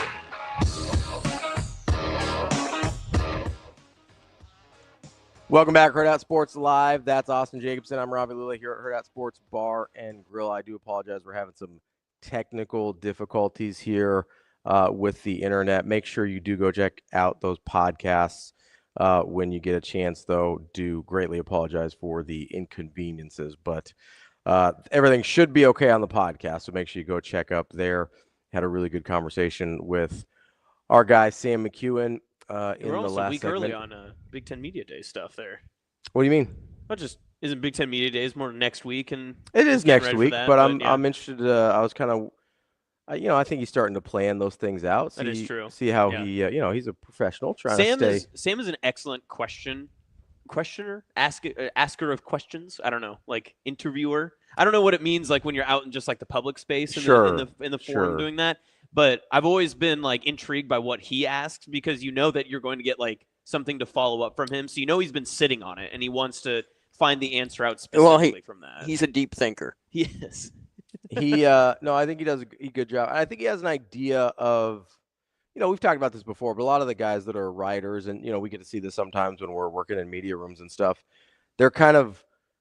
they do the same types of things that we do or that fans do, in the sense that they start to develop an idea of what they think might be going on. And so they'll ask questions kind of in regards to that idea. What I like about Sam, and listen, I'm not a reporter or really a real journalist, so I this is not a criticism. I think some guys slant their questions to the answer that they think already. Yeah, right. And, DB says it all the time, like asking leading questions, which I do all the time to our guests. But I think Sam does a really good job of starting with a premise and asking a question to figure out whether it's right or wrong, right or wrong, or accurate and however you want to put it. That's what I think is interesting about Sam. He does a really good job. That's one thing that I wanted to ask him, but I didn't know the right way to like phrase it. Mm-hmm. And that was just in general. What do you think like the main topic of conversation is going to be? Like it's probably going to be the college football world as it continues I would to evolve, imagine, right? Yeah, it's almost got to be. But sometimes in these press conferences and the way that it's structured, and you get the first guy that comes up and he answer something a certain way, then it just cascades, and then everything kind of follows up. And I'm interested to see kind of how that goes, because you never know what one person's answer. That's why I was asking him about like the viral moment and like which coaches do you think will give the most interesting answers and stuff, because you never know who goes first, and that will give you a quote or a certain, sentiment that then the other coaches actually agree with, and everyone goes, oh, that's interesting. We actually didn't know that about, X, Y, or Z, or these coaches, or how the league feels about a certain policy or whatever. Yeah, no, I definitely think it's going to be interesting to see what dominates the topic of conversation. And who knows? So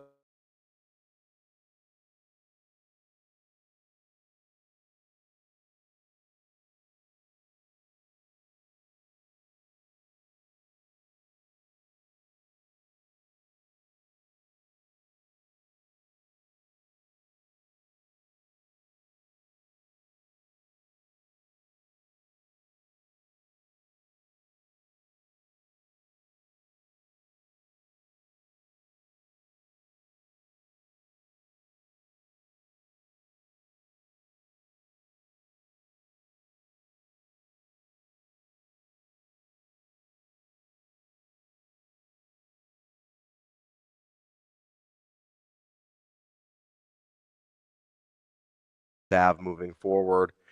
And so I do wonder if that relationship is a little more hostile's probably too strong. I mean, confrontation.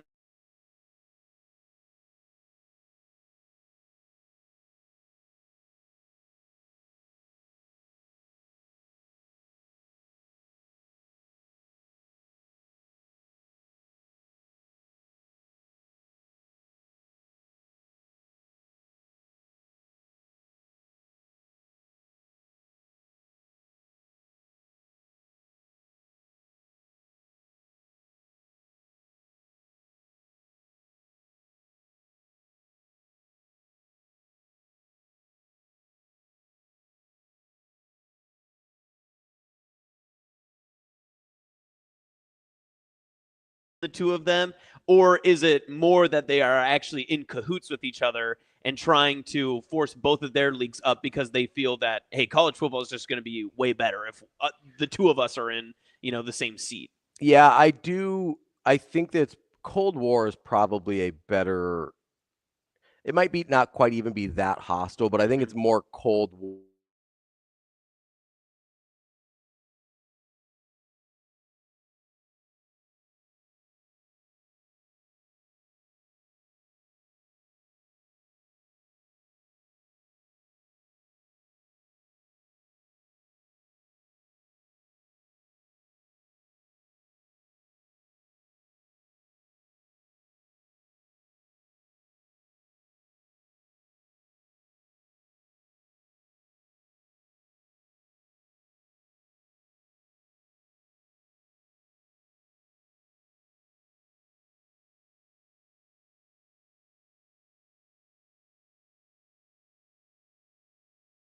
Work out long term, That's a good right? way to put it, yeah. But they are still able, at least for a while and maybe forever, to figure things out in a way that moves forward, but it doesn't feel real collaborative. Yeah. That's how I feel about each conference. Definitely wants to have the upper hand, and thinks they deserve it. And they do take their shots at each other too. Absolutely. I mean, earlier this summer, we saw the 9 and 8 game conference schedule. That was a huge conversation. That's a huge sticking point. And it was also brought up by the Big Ten coaches. It was unprovoked, almost like certainly brought up by then. It wasn't necessarily provoked outright, but it was a lingering conversation about the last year college football playoff and then the expanded, nature and, Kalen DeBoer had to come out and say, well, we'll have to look at our scheduling because clearly like doing a tough non-conference doesn't get you anything, all that stuff. Like there were these little comments here and there that each side wanted to take a jab at each one. It does, and maybe this is just because we are in the Big Ten sphere of it.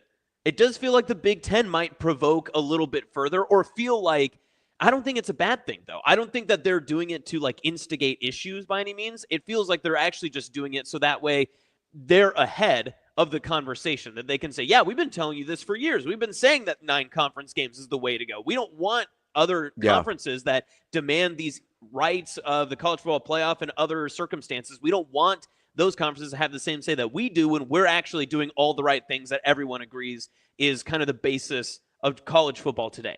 I think there's a sense amongst Big Ten members that, and definitely amongst fans, myself included, that the SEC sort of has been getting a free pass for years in a couple different senses. Number one, the 8-game schedule. That pisses everybody off, right? Every single team that is not in the SEC is mad about the fact that they're like, well, we're the SEC. We're so much better than you. We deserve to play one fewer conference games. That's nonsense, right? And I think everybody else hates them for it a little bit. The other thing is, I really do think there's this sense of you were only better than us because you were willing to cheat more. Right. Yeah. I think that's a real thing. Fair. No, that's fair. I think there's a sense that, especially in the Big Ten, where teams, I mean, obviously in the Big 12, you've got some of the former like Southwest Conference schools and stuff who were very comfortable cheating. They just weren't as good at it. But I do think there's a sense, especially amongst Big Ten schools, that's like, hey, we've done this the right way. I'm not saying this is even totally accurate because I'm sure Big Ten schools were handing out bags under the table as well. But I think there's this sense that, hey, we did things the right way, or at least more the right way than the SEC did. And now that things are a reasonably level playing field with NIL, and now we're going to have revenue sharing and all that, I think people are going to go like, okay, well, we are 2-0 in national championships in the NIL era. So the only reason you went on that run is because you were more comfortable cheating than we were. Yep, right. And the SEC has always been by any means necessary. And they were caught that way and treated appropriately because of it as well. Yeah, but for the most part, they got away with it. Yes. Like, for the most part, it was just, the SEC, that's what they do. Like, don't forget your McDonald's bag full of cash. Like, that's what the SEC was, and everybody kind of just was like, oh, what are you going to do? Bama gonna Bama. Yep. And you sit here and you go, okay, now that things are all above the table, the only thing you have left is to not play an extra conference game. Yep. Right? Because we sit here, we can pay guys now, and now we're beating you. Right? We sit here, everything else is pretty much even, and now we're beating you. So why don't you bring it up even on your side? And so I do think there's always a little bit of animosity towards the SEC for that. Also, let's be honest, they're kind of D-bags. They are a little bit. Like, and it's just the nature. And we talked about it before with like the toughest places to play and all that other stuff that was going on as well. When everything is just better in the SEC just because it is. Like, they don't have an explanation for it. It's just like, well, the South has the best football recruits in the country. So that's why we can get the best football players, because they live in our backyard. So they don't want to go anywhere else. They want to play SEC football. We still hear those type of conversations. That was a big one even a decade ago, that people and recruits are saying, well, I wanted to play with the best, so I'm playing in the SEC. That was always a conversation. Where now I would actually be comfortable, and I want to look into the numbers to see where the Big Ten and SEC rank among the NFL draft and how many kids are being drafted from the conferences on each side. Because are you still playing the best in the SEC? There was that number because Alabama was pumping out 13 first-round picks every other year. But now, I don't know. I think that conversation's gotten very close now. It feels like we have seen that dynamic not necessarily completely change the other side, but it has definitely evened out, if nothing else. Yeah, I do think there is and I'm trying to look up here how many Big Ten versus SEC players were drafted this year. It looks like 42 from the Big Ten and 59 from the SEC. So it's the 18th consecutive year that the SEC has led all conferences in selections. Pac-12, this was actually from 2024, so not 2025. But 2024, Pac-12 was actually second with 43. So 25, SEC had 79, and the Big Ten had 71. Okay. So, like, you're in the neighborhood. Yeah. Like, you're right there. And, of course, so here's the other part. The SEC is going to be like, well, they have 2 more schools than us, all that other stuff. Oregon did bring in 10. Of those draft picks. USC had 3, UCLA had 5. Yeah. So here's the other thing also is, again, when you've got an 18-year run, all but 2 of those draft classes, only 2 of those draft classes were in a post-NIL era. Right. So it's like the best players, just like in any other profession, because that's what it is, right? Just like in any other profession, the best people in that profession are going to largely go where the best payday is. Yep. And so if you're in the SEC and you're the only ones paying people super aggressively under the table, not saying they're the ones doing it at all, but they were the most aggressive about it, then yeah, you're going to get more draft picks and things like that. I will say, I do think, as we saw with the gap closing on that this past year, that I think is going to be a lot closer. I do think we're going to see some really interesting things. And Dion brought this up during Big 12 Media Days with the salary cap. He goes, hey, I think they need a salary cap like the NFL. And here's sort of, this isn't even like a me hating on Dion thing, because I don't really think he said anything wrong there. My issue is like, well, there kind of already is one. That's what the 20.5 is. Yep. Right? Like, and I think he wanted even more transparency. He would be like, well, hey, he almost seemed like he wanted like a slot system, like starting quarterbacks get this, and starting running backs get this, and a starting edge rusher gets this, which is never going to happen. Yeah. Right? But like, you sort of already have the salary cap with the $20.5 million from the settlement. It almost seemed like he wanted a overall cap on NIL, on everything.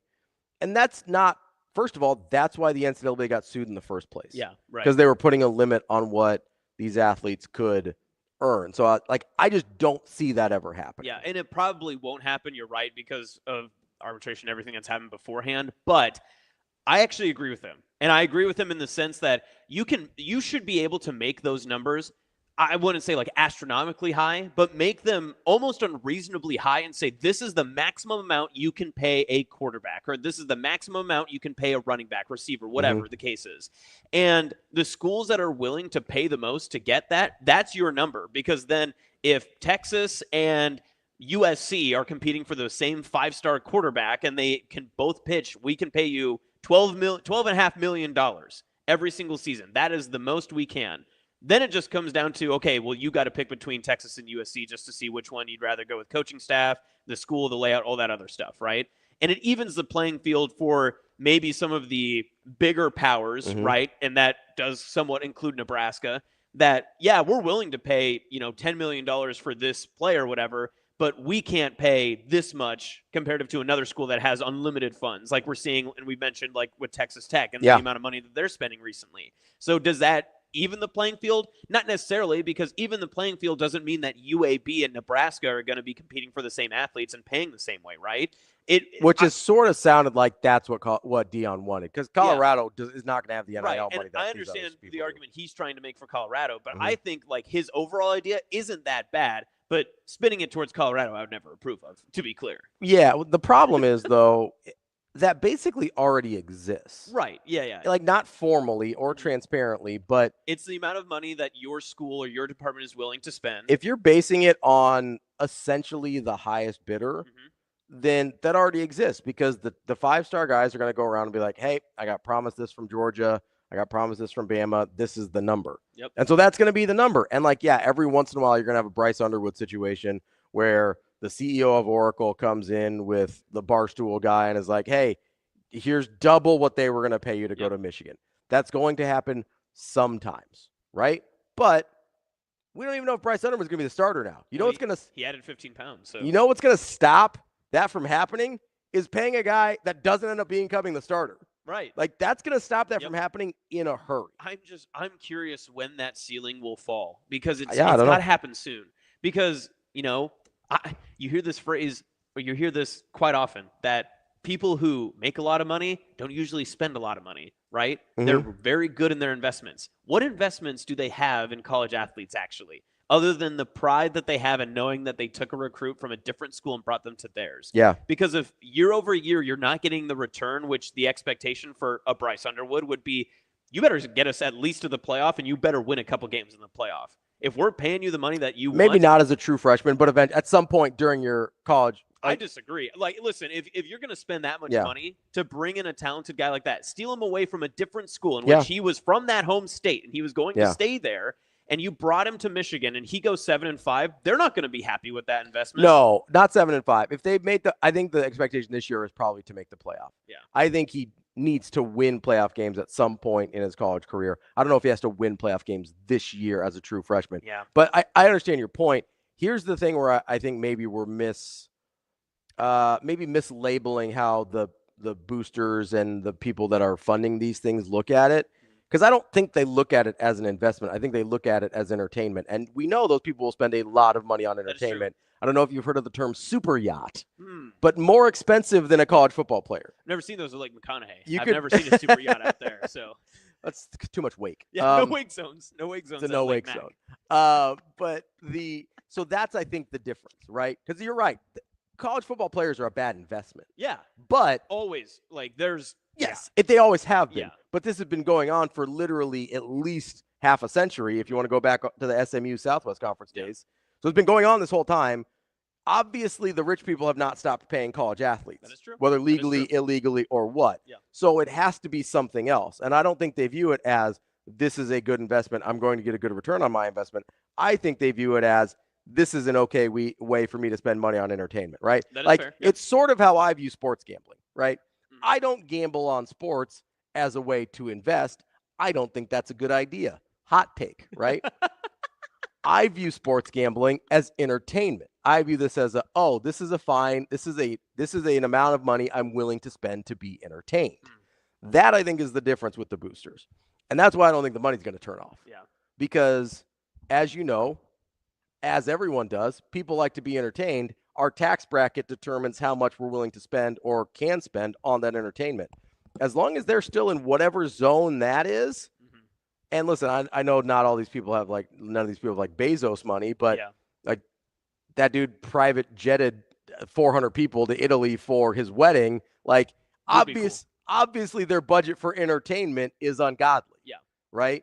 So I do think there's a different lens we need to look at this through when we look at this, because I don't think they view it as investment. I think they view it as going to the movies, honestly. And again, there's also a difference in that sense too, when every single person from this state points and just goes, "Oh, Warren Buffett, why don't you just drop the big NIL check too?" Because I think that man doesn't spend money on entertainment. Exactly. He sees it as investment, right? Like he's not going to put the money into that because he's not going to see it the same way that frankly, an SEC booster. And this whole conversation, you know what keeps running through my head? Just scenes from the Pony Excess 30 for 30. I know. Constantly. Because that entire 30 for 30, all they do is they talk about how the boosters of SMU in the 80s were just running around with bags and duffel bags of cash and throwing them at players that the coaching staff said, go get that guy. Tell us, that guy needs to be a Mustang. But here's the problem, right? Is you remember when it got off the rails? Is when the boosters went rogue. And when the boosters started paying guys the coaching staff didn't want. Exactly. So that's going to be the self-checking system. And honestly, that's why it's good to have a guy like Matt Rhule in charge, because he seems to have a very good grasp. He seems to have a very good feel over the entire landscape that is Nebraska football, both in the finances and in the football part of it, where I would find it incredibly hard to believe that Matt Rhule would ever allow a booster to go rogue and try and pay a guy that he did not want paid, whether he didn't want him on the roster. It was like, hey, we don't think this is that level of guy. We're not doing that. It seems like his hands are firmly on the wheel in this situation. And I'm going to be honest, I'm pretty sure that's not the case a lot of other places. Yeah. So I agree with you. I mean, with the ability today, I mean, we were talking about Pony Excess when it's the 80s and people could just fly out to Pennsylvania and they're like, I heard this linebacker's really good, right? But now with every single recruiting site, everywhere you could point to, Twitter highlights. I mean, kids tweeting at it. The right recruits know who the boosters are in certain schools. Yeah. You tweet at that guy your highlights and just be like, I should get this much. And if just be like, would love to come to Nebraska. Seriously. Yeah. And that happens. That's a thing that happens. And if you don't think that people that are investing money into a football team, a basketball program, whatever it is, that they're not keeping up with this guy I heard was interested, and they're not looking at recruiting sites and they're not checking these things out. I think you're sorely mistaken. Sometimes I think we get the false illusion that boosters sometimes just wait for, the Batmobile sign to go up or the bat signal. Yeah. Or they're waiting for the phone to ring and just be like, oh, hello, coach. Yes. No, I will give you $100,000 for X player. Check is in the mail. I don't think it works that way. Let me Venmo you real quick. And your point just about Matt Rhule, he's probably had to corral all of these different high ego people to come in and be like, no, listen, we got to do it our way. There's a way to funnel it. There's a way to tunnel this system so that way it's strategic. Yeah. And that way we're all rowing the same way, because as long as we're going one direction. Easy, PJ Fleck. All right. Let's chill there. I'm sorry. I didn't mean to do that. That was unintentional. I will say, and before we get to Bob Nightengale here and talk a little Major League Baseball, I will say if there is a view of this that the rich people, it's not purely entertainment, the other way that rich people like to get return on their investments isn't always money, it's influence. If they feel like they can buy influence, that's worth it to them. Or legacy. True, right? And so if you're looking at this, you go, okay, if I give X amount of dollars for this player, I've got influence over the head football coach. That's worth it to some people. But you know who's not going to let that happen? Matt Rhule. Yep. You know who is going to let that happen?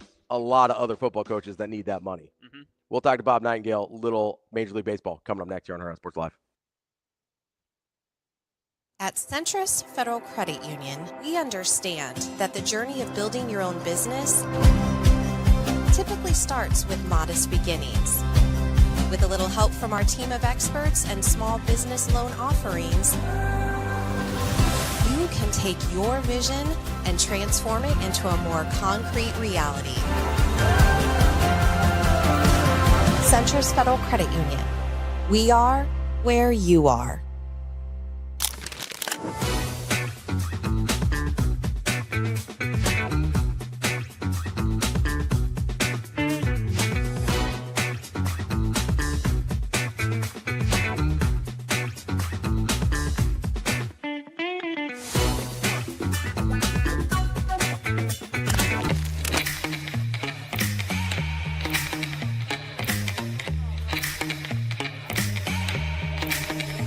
Give me that cheddar, we getting Rico.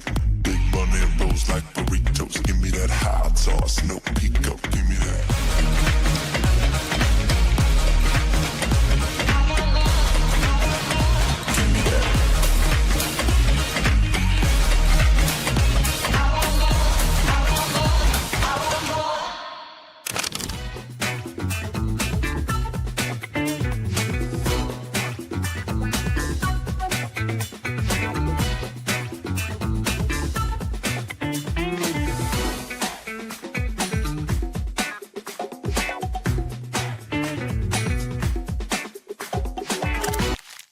Johnson went back, comes in, she makes the catch, and it's a chance for a game-winning double play.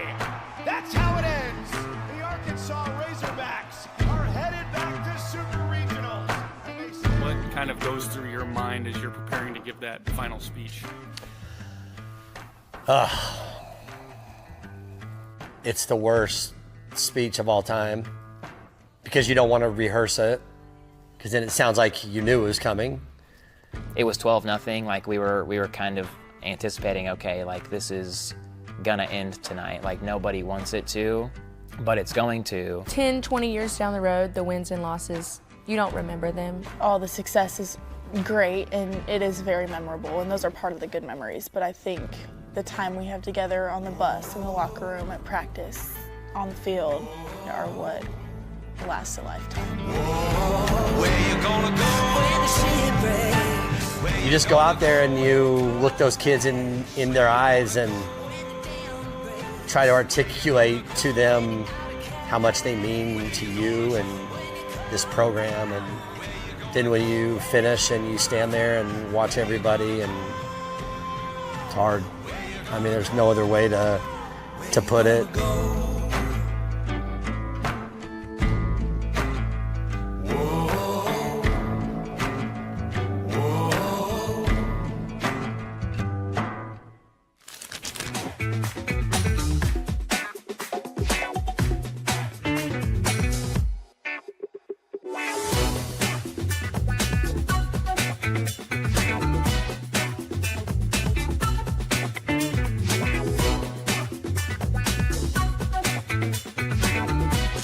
Howard here with Nebraska Volleyball's Skylar Pierce. Skylar, you're just telling me this is your second year helping at Harrison's camps. You told me there's a lot of kids here that even recognize you. How special is that for you? It's so special just because you never really understand the impact that you're making on people, but when you come to these events or like even the other sporting events, you just can see their face light up, and it's just such a wholesome feeling. Yeah.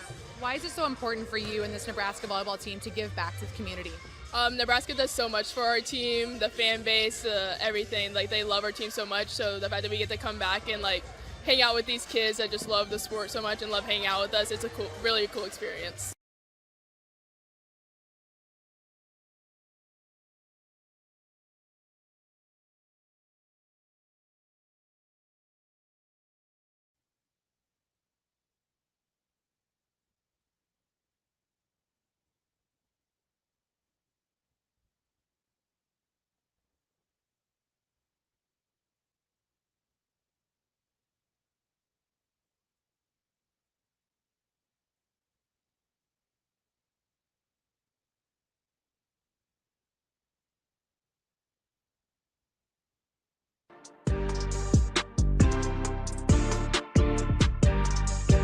Welcome to Hurrdat Sports Live. And now the 0-1. Swinging a high drive to left. Well hit. Back toward the wall. Dominguez at the fence. It's gone. Payoff pitch to Cedar Rafaela is swung on, fly ball. Left field deep. Back to the monster. It is off the top and out of here.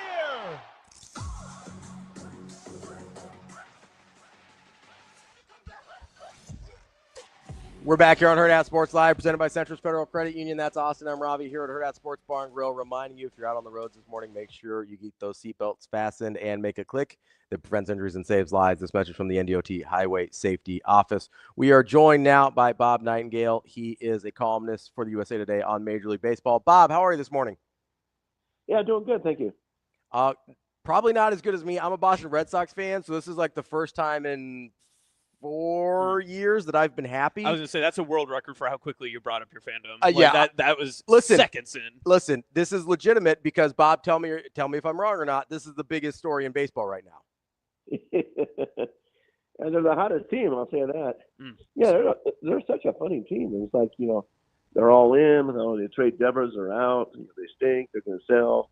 If people talk about, they can trade Bregman and they can trade Chapman. And now it's like, who are they going to buy? It's going to be fascinating to see what they do with the deadline. Just how aggressive they'll be. So, Bob, I wanted to get into that with the Devers thing a little bit here because I do find the whole thing fascinating. I was mad about the move. Not that they traded him. I didn't think they got enough in return, but it seemed like there was some legitimate talk of like, hey, this guy was kind of just tough to be around in the clubhouse after everything that happened sort of through the offseason and into the year. Like, is that enough to kind of explain how this is flipped? And listen, I know like half these games were against the Rockies, so it doesn't totally count. But like, what have you seen that has led this to even being a thing that we're talking about the Red Sox in middle of July? Well, just, the young guys have stepped up and the pitching's been great. I mean, Giolito stunk for a while. And it's like, oh man, is this guy ever going to do anything? Now he's gotten hot. So yeah, just the pitching, stepped up. But certainly, young guys started playing much better. Not nearly a sloppy baseball. And the only criticism of the Devers trade was that why didn't they shop them around? Yeah, couldn't they have got a better deal anywhere else? And I think they certainly could have, but I don't think they wanted people to know, almost like the Luka Doncic trade, and just have the public outcry say, "What are you going to do?" And then ownership has cold feet and they don't trade them.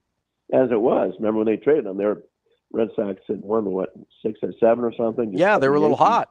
Yeah, even then the time was off. Like, it's a bad time to trade them. So I'll move on from the Red Sox reluctantly. I could ask a lot of questions about them, but I do.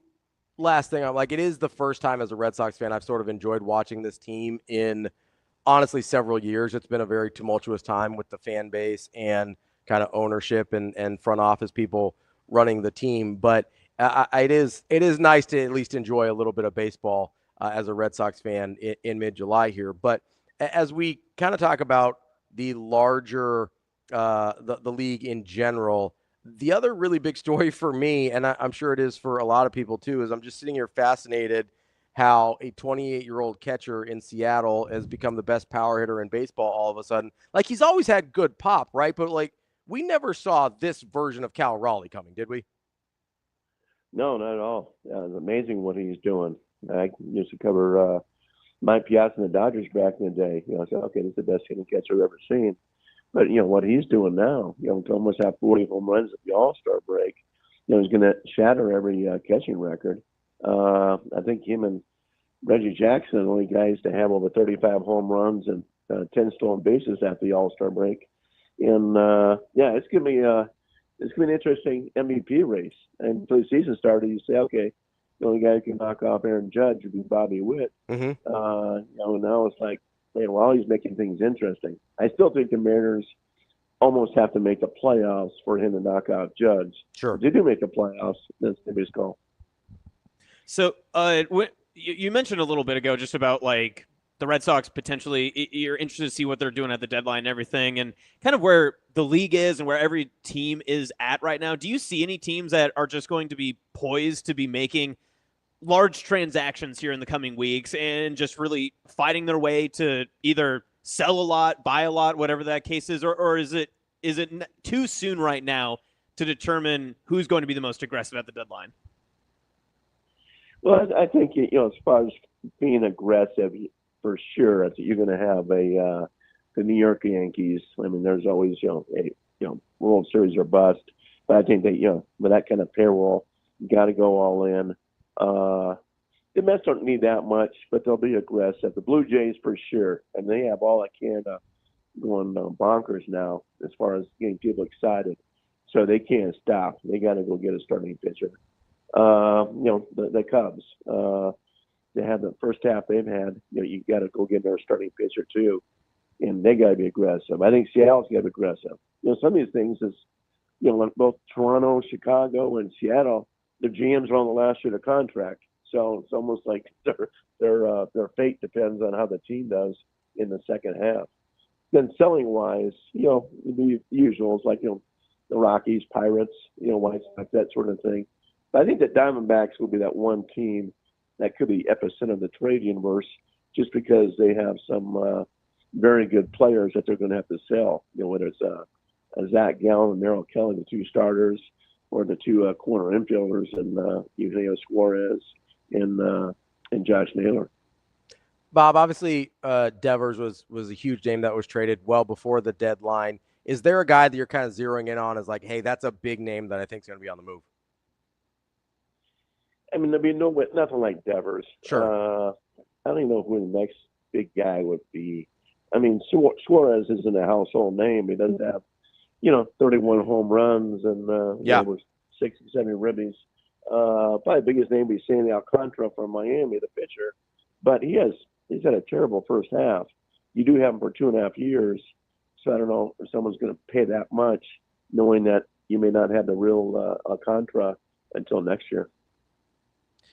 So as you kind of look at buyers, sellers, trade deadline, is there anybody you're looking at in the standings wise that you say they might end up being a buyer because of how their season's gone so far, but you're actually not buying them as a real contender down the stretch? Yeah, I mean, some of these teams are kind of caught in the middle. At Tampa Bay, I think it has to be a semi-buyer, but I don't think they're going to be real aggressive. Cincinnati's kind of a no man's land too. You don't know whether they're going to make the playoffs or just drift away. The team that surprises everybody is Milwaukee. Here they are, just a game out of first place, and they looked dead in April.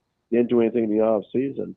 So I think it's fascinating to see what they actually do at the deadline. And teams that make moves at the deadline, it lifts up the whole spirits of the clubhouse. The whole camaraderie changes, knowing that if the front office believes in us and we believe in us too, we're on the flip end. If a team sells, then you see in the clubhouse, the guys say, okay, if our front office doesn't think we're going to win, I guess we're not. And then just quickly fade away. Bob, as we come up to the All-Star break here, obviously you got the starters announced. Who are you looking at as we haven't quite gotten to the rest of the rosters being put out there yet? Is there a guy that you're afraid's probably the wrong word, but you're think is All-Star worthy that you think may get left out in the cold? Well, yeah, I mean, pretty much everybody that's going to be here is already here now. Usually don't have these kind of late additions. Not a day before. But probably the guys that got left out would be a Suzuki. Let's say a Suzuki from the Cubs. Who leads Major League Baseball in ribbies. I think close to 80. And then Juan Soto had a struggle the first month and then took off. He won't be here.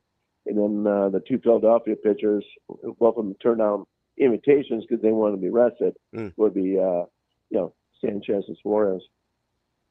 Bob, kind of going back a little bit, just with what we were talking about with the deadline and all that sort of stuff too, was there anything that came out of the draft yesterday or any surprises that made you take a pause or anything? I know that MLB draft's not necessarily the same as we see with like the other leagues when it comes to, they're, trying to supplant this person. It's a little more of a predicting future success and such. But was there anything that came out from yesterday that made you take a pause and consider maybe what's coming forward for some of these other teams when it comes to the end of July? No, I think the funny thing is, all the manpower put into these mock drafts and everything else, and after the first 2 picks, everybody's mock draft was wrong. Because nobody had this one. Well, especially the second pick, right? I mean, that was yeah. So completely unlike the NFL or NBA. Just nobody knows. I mean, there's so many guys that emerge, the 3rd or 4th round that are better than the number 1 pick, sort of thing. The Kansas City Royals got, Bobby Witt. Well, he probably should have been taken over Adley Rutschman, who was the number 1 pick. But you see that, time and time again. So, yeah, we won't be able to judge this draft probably for a few years. Mm-hmm. So we did have we've got obviously a lot of Kansas City Royal fans here in the area. We did have a question in our chat. Royals probably definitely not having the season they were hoping to. A couple games under 500, 12 out of first place in the Central. Like, is that a team buyer, seller, stay put, stay the course? Like, what do you think the both kind of near immediate future is for the Royals? I think there might just be a mild seller, then go for there. Like a Seth Lugo, he's probably going to opt out after the season. Mm-hmm. I think if they want to say, okay, we got to get something for this guy, go ahead and move him. But hardly anybody else. Maybe they'll if they get trade away Seth Lugo, they get some of their young pitcher to fill that gap. But I could see them mostly staying pat, except for moving Lugo. Do you see that with a lot of other teams too? I mean, it does feel like we're kind of in this. It's that part of the season, obviously, where there are a lot of teams that are going to be riding that line like we've talked about so far. But are there more teams that are like the Royals that are just kind of making maybe a small move here to get something off of their books for next year? Or do you see that there's going to be maybe more wholesale change from some of these teams that are riding that middle line? Yeah, I think it'd be more teams like the Royals. It's just people are unsure. The one thing that will cause teams to be aggressive, like Yankees and Blue Jays and stuff, is just that there's no super team out there. Everybody thought it was going to be the Dodgers. When they've had their big time struggles, they're certainly vulnerable in the playoffs. So, particularly in the American League, it's so wide open. It's like, hey, you get in the playoffs, you give me a chance to be playing in late October. All right, Bob, last thing before we get you out of here. I know we're past the halfway point in games, but the All-Star break is kind of our unofficial, right? Break at halfway point in the season. What were you the most right and the most wrong about in how you thought the season was going to go here at the halfway point?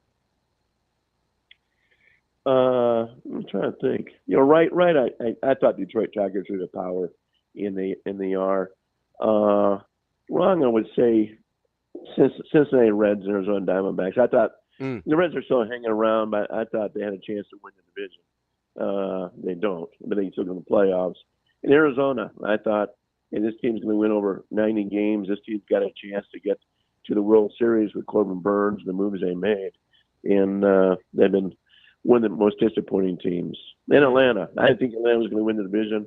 I thought, Atlanta would make the playoffs like they always do. And, of course, they've had a terrible first half with all the injuries.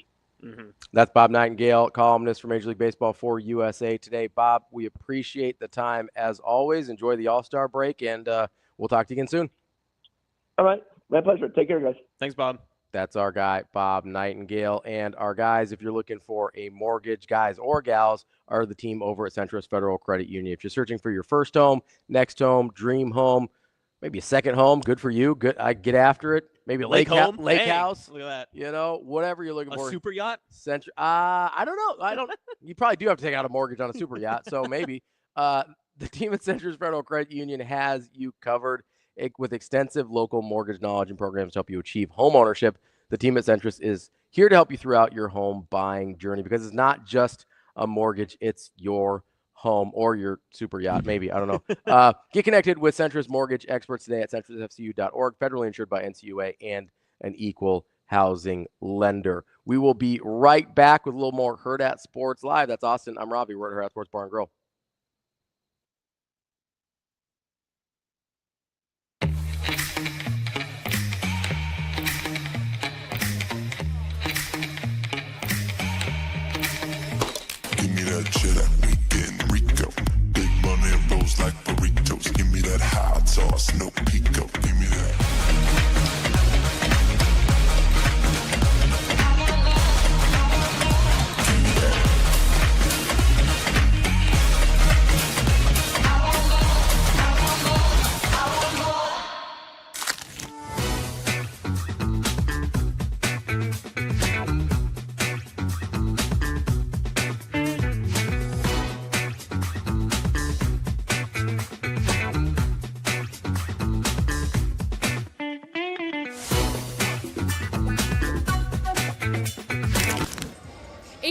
Howard here with Harrison Phillips. Harrison, this is your 7th Playmakers Camp here in Omaha. As you grow in your NFL career, why has this always remained a priority for you? You know, it's really special. I don't know what jersey I'm going to wear each season. It's not really up to me. I'm very happy that I've been a part of 2 great organizations. But something that's forever true is this is my high school, and this is where I'm starting a family. I'm building a home here with my wife, who's a Millard West grad. We just had a child who's going to grow up a Nebraskan, and you know, this one means the most. Standing here in the Millard West gym, what do you think the high school version of you would think, knowing you'll be doing these camps in the future and where you went to high school? Man, the high school me was pretty cocky. I would say he'd be very proud of himself. I always spoke really big goals and set them really far off. I was kind of laughed at a little bit, being a little freshman saying I'm going to play in the NFL and get full-ride scholarships and stuff. But I worked my ass off to make that happen. So I'd be really proud, and I think the most important thing is bringing others along the way. So being able to be out here to these high school students, a thing that I wish I had. I wish I had someone that I could have asked about what it's like going to college, what's it like to get to the next level. And so when we bring these Nebraska football players out and these high school kids, I want to be a resource to them as well as use my platform for these pups.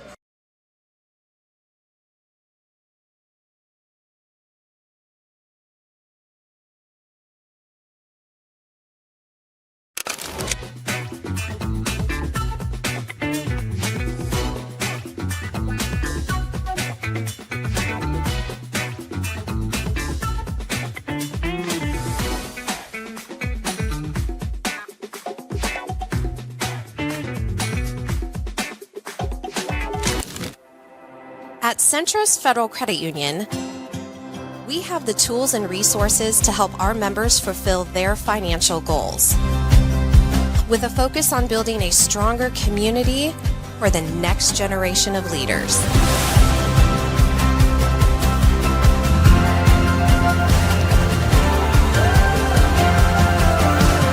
Centrist Federal Credit Union. We are where you are.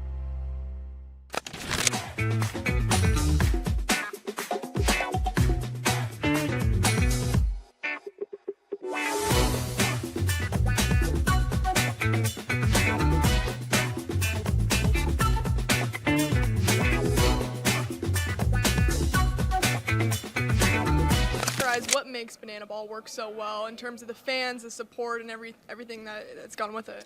I think it's just the breaking down the barrier between fan and player. When you go to a Major League Baseball game, even though there might not be a barrier, it might just be a net, there's a distinct barrier where like players and fans don't really interact during the game. And we're bringing fans onto the field, into our game. Like every fan that comes to our game is going to be involved somehow. Every single one of them. They're all going to be involved if they want to be. So I guess that's my advice too. When you come to a Bananas game, be open to doing anything. Don't say no to an opportunity. My niece actually, we do a fan warm-up before every game. We have a little girl come on the field and dance, and the whole stadium follows the dance moves. My niece said no because she was nervous. And to this day, every single day I see her, she's like, I want to do the fan warm-up. I want to do the fan warm-up. So like, when you come to a game, just be open to doing whatever.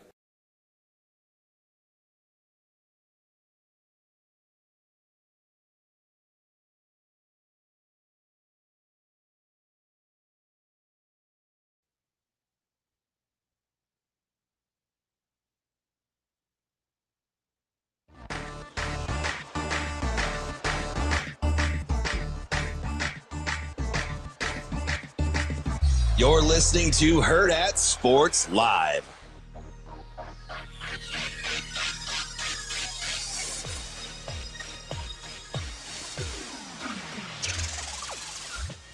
We're back here on Hurrdat Sports Live, presented by Centrist Federal Credit Union. That's Austin. I'm Ravi here at Hurrdat Sports Bar and Grill. I haven't accidentally or almost called you DB a single time. That was so impressive because, and also shout out Chat, DJ, and Skymax saying they were talking about some of the best of and just different interview style shows that we did over the break. Yeah. Thanks for tuning in for all those. But if you did, go back and watch them because Ravi tried to call everybody Damon. Yeah, including Anna Bellinghausen right at the beginning. That was tough. Who is not Damon Benning? We know that for sure. No, both could have been running backs. See, that was the best part. It was like I almost did it pretty much every time that I introduced her, but there was one time, and if you didn't listen to it, go back. It was great talking to Anna, Austin, Enrico, and Kenny. That was the new content that recorded content that we put out last week during the break. But it was, so the second time I did it was right after she had said, like, growing up, she wanted to be a running back for the University of Nebraska. And I was like, well, you do have something in common with DB. Although he wanted to be a quarterback. So I guess, anyway. Yeah. But no, it's great to be back here. We appreciate you guys listening, and we appreciate you supporting the people that support us, like Dingman's Collision Center, locally and family owned and operated. Their roots run deep in Omaha. They live here, raise their families here, and take pride in serving the same community that they're a part of every day. Dingman's been one of the most trusted names in collision repair in Omaha for almost 30 years, and they've got the track record to back it up. Voted first place, best of Omaha for 20 straight years for auto body repair. Go check out dingmans.com if you've got an auto repair need like I do, because somebody dinged me in a parking lot and didn't leave any information or anything.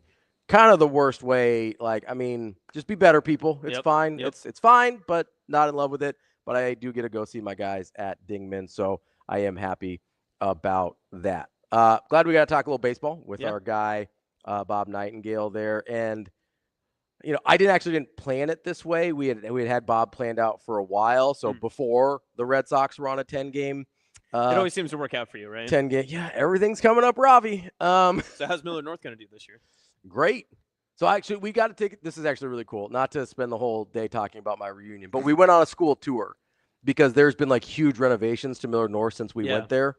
And so that was actually really cool to see the place. And not just, like, going to, like, the basketball area where they put up new scoreboards. Like, you go to the classrooms, I assume, right? Yeah, like, well, so it got, like, a huge facelift. Like, Millard North used to look like basically – a mix between a factory and a prison. Like, it was just a very kind of blank. That's how I've known Millard North, but yeah. How dare you? It was kind of just churning out success and athletes. What a factory of athletes. What do you want? Maybe. Yeah. Football factory, sure. But it was very like warehousey looking, right? And so it got a huge, and the worst part was, I don't know if they didn't like think this through, but the two, it's like two wings, right? It's like an L-shaped building or V-shaped because it's on like a catty corner, but the two upstairs sections didn't connect. So you'd have to go all the way down and then go back up? Interesting. So you would have to, and this is a school of 2,500 kids, so it gets crowded hallways and stuff. So you have to go, if you have when I was there, it was if you had an English class followed by a science class or vice versa, you had to go all the way down, all the way across, all the way back up. And like, this is a big building with a lot of people in it. And so Sky Bridge. We did. So they redid that. They connected the two upstairs and made this huge like entryway that a bond issue passed about 10 years ago, I think, and they got this huge makeover. It's a really nice looking building, and it was actually really cool to see all the changes that had been made and stuff like that. So that was actually a really fun part of the event as well. There was no alcohol consumed on the tour, though. Well, I'd hope not. Just want to make sure that not was at the home of the Stangs. I would never. It's a drug-free zone. Dare. We were smack. QB1 Ace asks, where can I get a hat like that? This is courtesy of our friends over at Hurrdat Brand Goods. Yes, that is true. You'll be hearing more about them in the very, very near future. And give them a follow on socials, too. Yes. They put out – you can get previews of the stuff that they're selling, and it's fantastic. Yeah. Those guys – oh, they're the best. I love those guys. They're a different breed. I love them. Yeah, QB Ace, you can't find it on Amazon because we literally made this hat. Like, this is a Hurrdat Brand Goods made hat. So go follow them on social media. And I have it on – some authority, maybe the rumor mill a little bit churning that there may be some more of these hats available at some point in the future. So make sure you keep your eyes out there. I will say, I get more compliments on this hat than like every time I wear it somewhere, people are like, oh my God. People like Omaha. And it's a sweet hat too. It is. Yeah. It's a great hat. And let me show you, not to flex too much. Do full commercial here, but I got, wrong way. Gotta mirror it. You can't really see because it's 402 on the side. I got 402 on the side there as well. Do you think the Hurrdat Brand Goods will make me a Western Nebraska hat? Absolutely not. Why not? I think we should. I just want the state, but it's just the Panhandle. That's all that I want. I think it should. Just 308. It should be Weeneb, Western Nebraska. I hate that. Yeah. Why are you making this worse for me? Weeneb. Stop. No, don't do this to me. Yeah, Weeneb. That's where we at. I can't wait. It's like look forward to it. They do that in Hollywood. What is it? Is it? It's WeHo. That's West Hollywood. That's what they call it. They call it WeHo. WeHo? No. No. Not you and me-ho. WeHo, West Hollywood. So it's like Weeneb. Could be We Sid? We Side? No. West Side. We Pan? Panhandle? Represent? We should throw up our dubs. Whoa, easy gang signs. Yeah, we throw up our dubs. That's what we do. I was Miller North, not Miller South. All right, Yeah, relax. My bad. No. Sorry. Yeah, I'm gonna.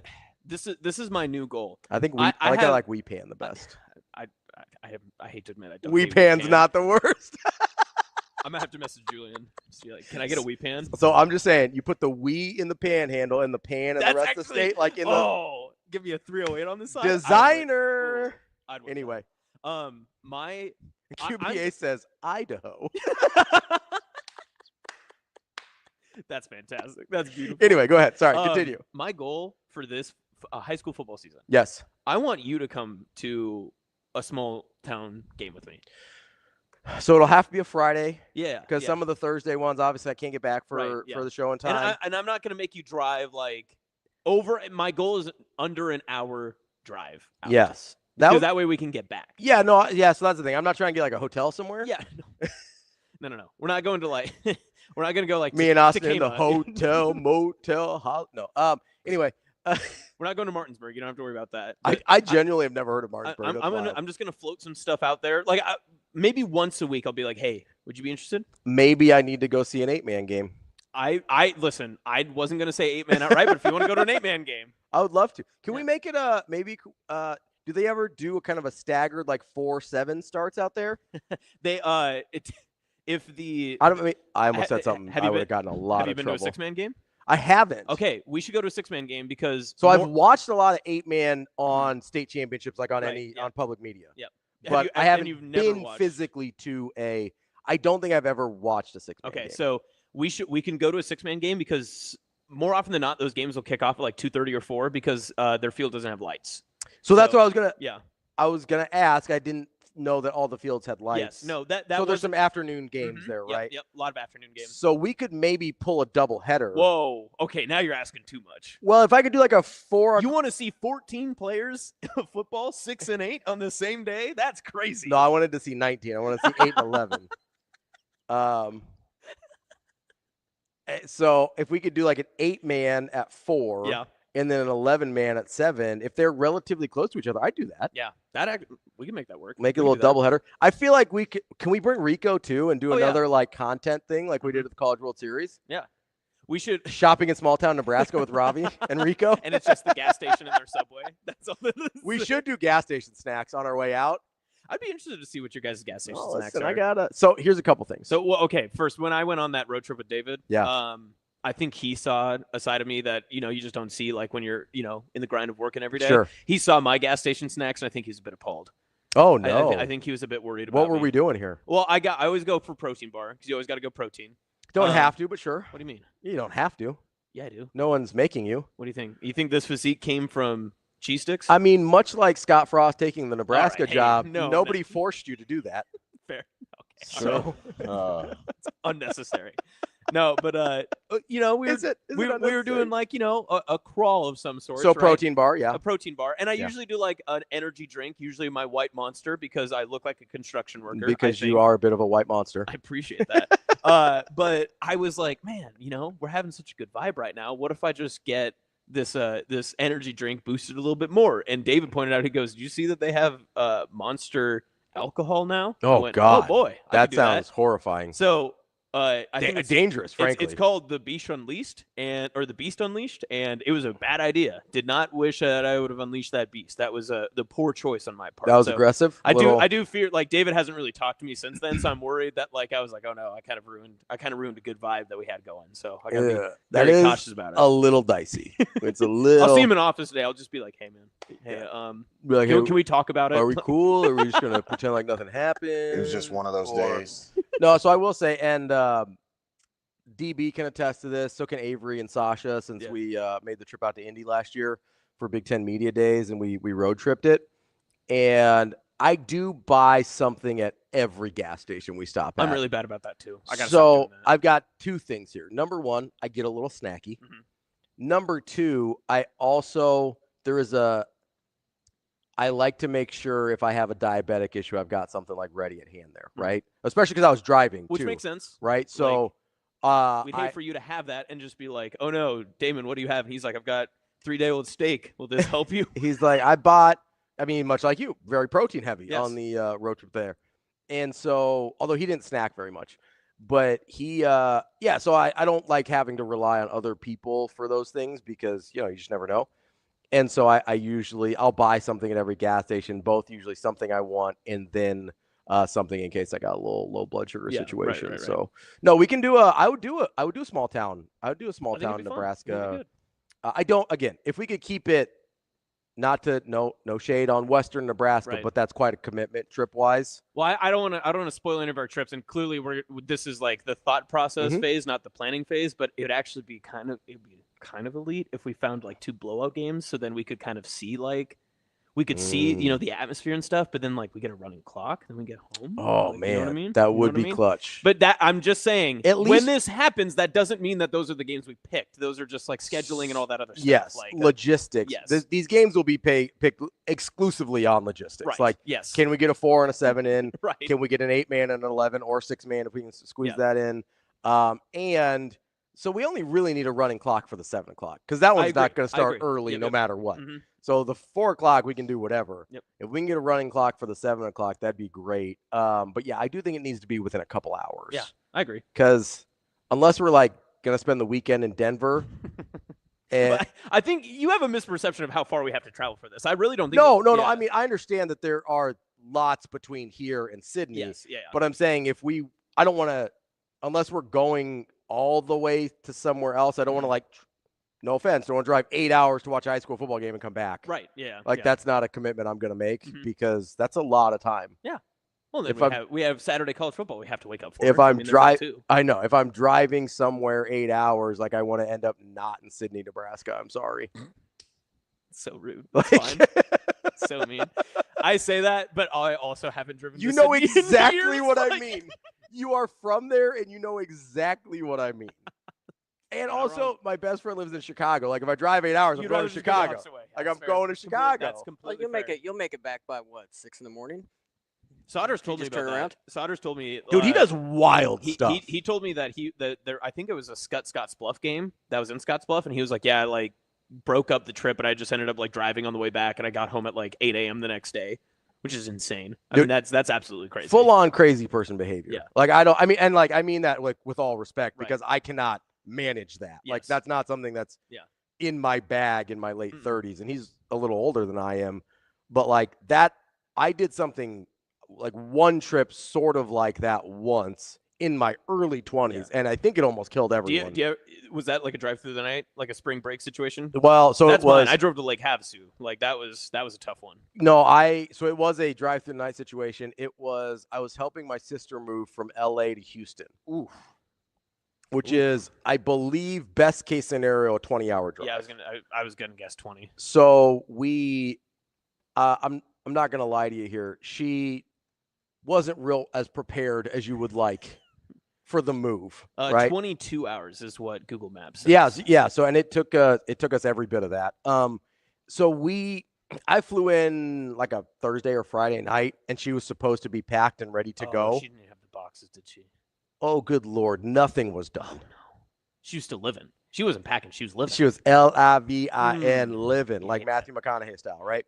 And so and listen, she had lived in that place for several years. So there was a lot to go through. I get it.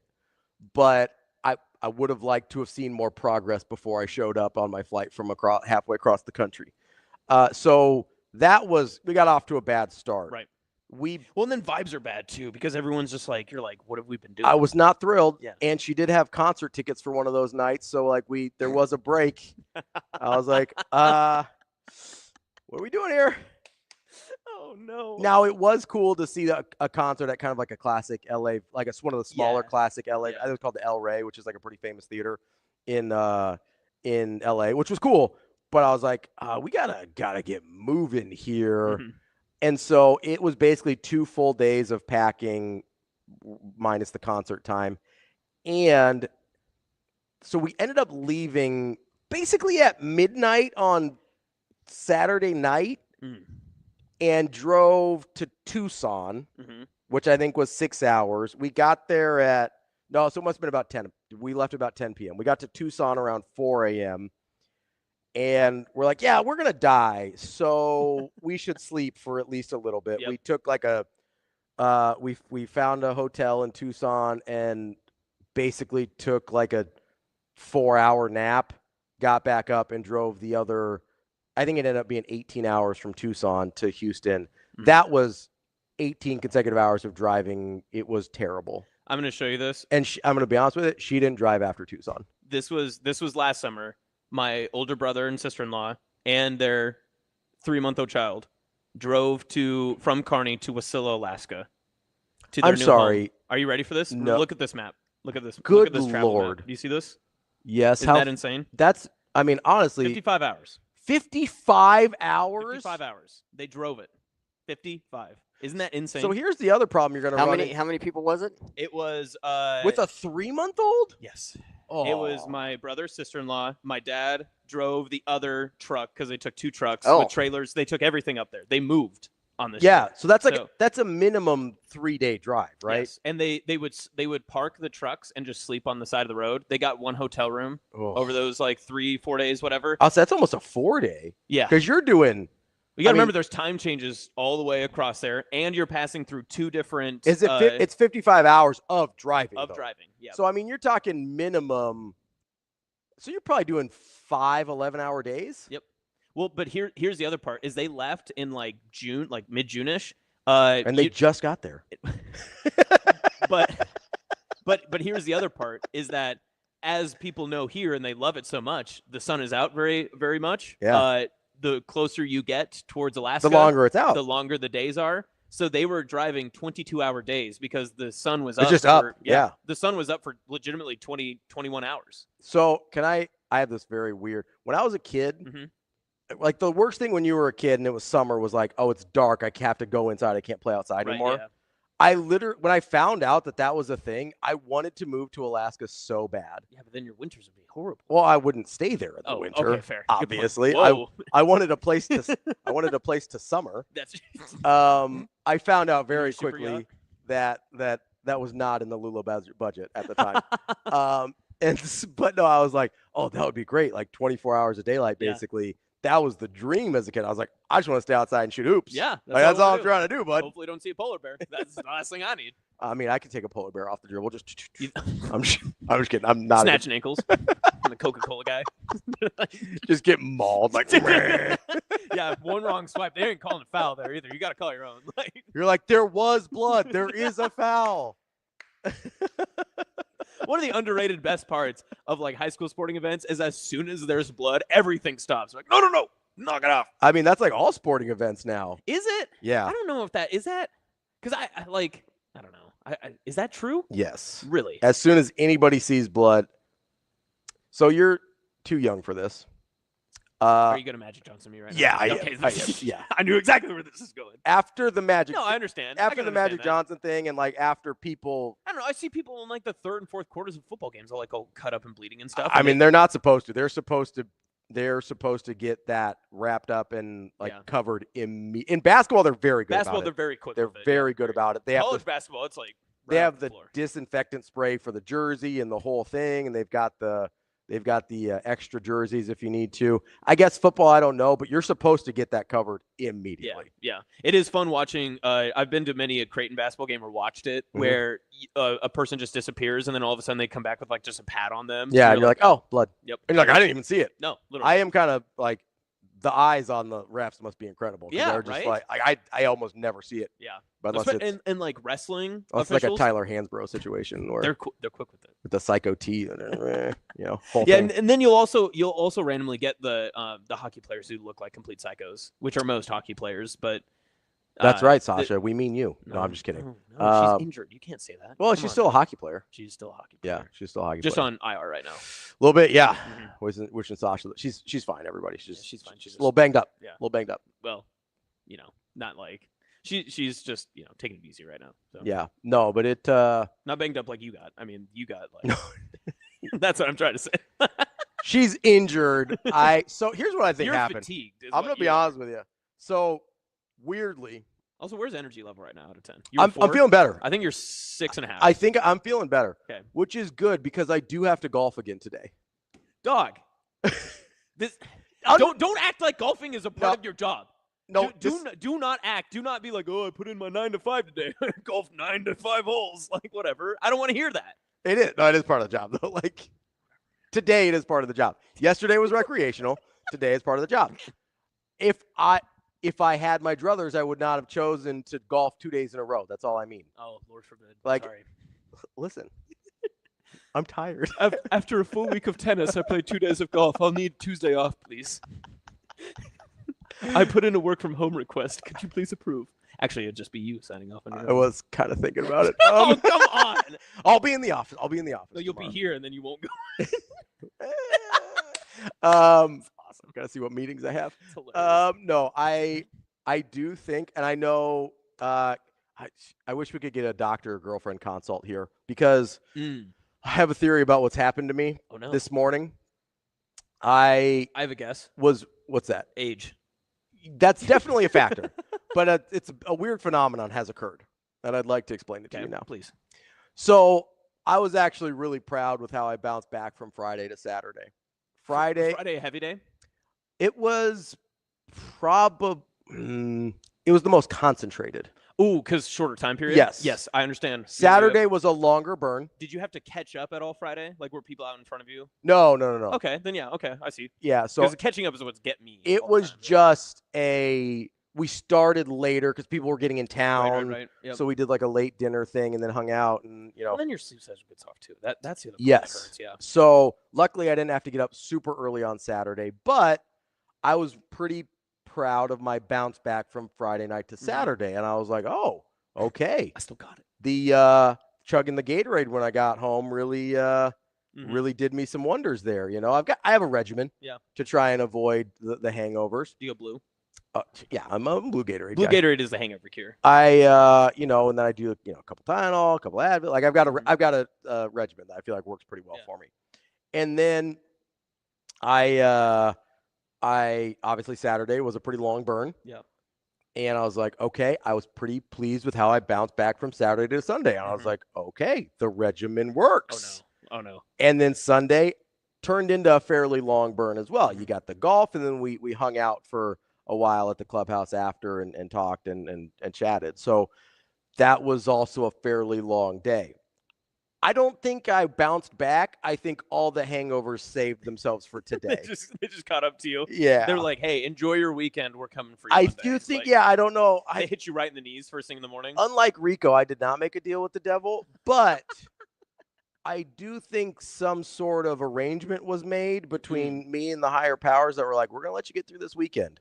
We are coming for our hangovers, though. Yeah. And I'm paying the bill today. So at what point, was it last night or was it first thing this morning that you started to feel? No, it started last night because yesterday was more of a day thing, right? The worst hangovers start the night before and you just go, oh no. Because there's nothing you can do about it. You just know it's going to, you know you got some pain and suffering to go through. I'm going to be honest. When you're texting me kind of about the show last night, I was like, Austin, it's gonna be a minute. It's gonna be a minute, bud. I was also out last night too, so I was like, please God, get something to me. Like I need something to help me out here. Yeah, it was around 7 because we wrapped up at the golf course about 4 or 5. Little Dave, Ravi's hangover said, "Hold my beer." It did. It did. It did hold the beer, and then it held the next beer, and then held the next beer, and now I've got the cans right now, the empty cans. Respect. Just holding them in my arms here. But yeah, so it was. We wrapped up at the golf course about 4 yesterday, and round 7, I was like, oh yeah, the bill is due. Mm-hmm. You know, the bill is due on the checks I wrote this weekend with my body, and we're paying them. We're paying the tab. That's all right. That's all right. Hey, day by day, minute by minute, you'll get a little bit better. So till we can't be beat, won't be beat. Yep. That's You'll be fine.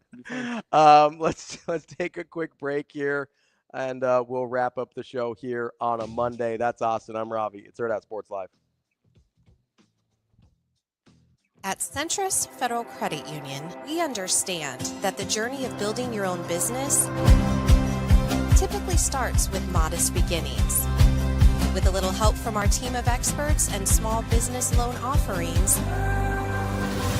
you can take your vision and transform it into a more concrete reality. Centrus Federal Credit Union. We are where you are.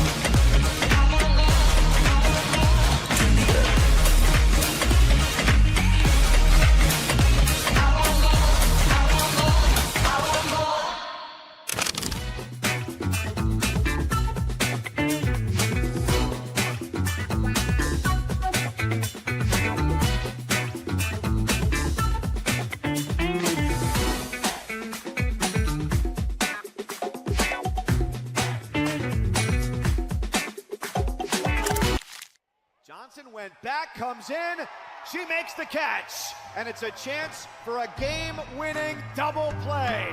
That's how it ends. The Arkansas Razorbacks are headed back to Super Regionals.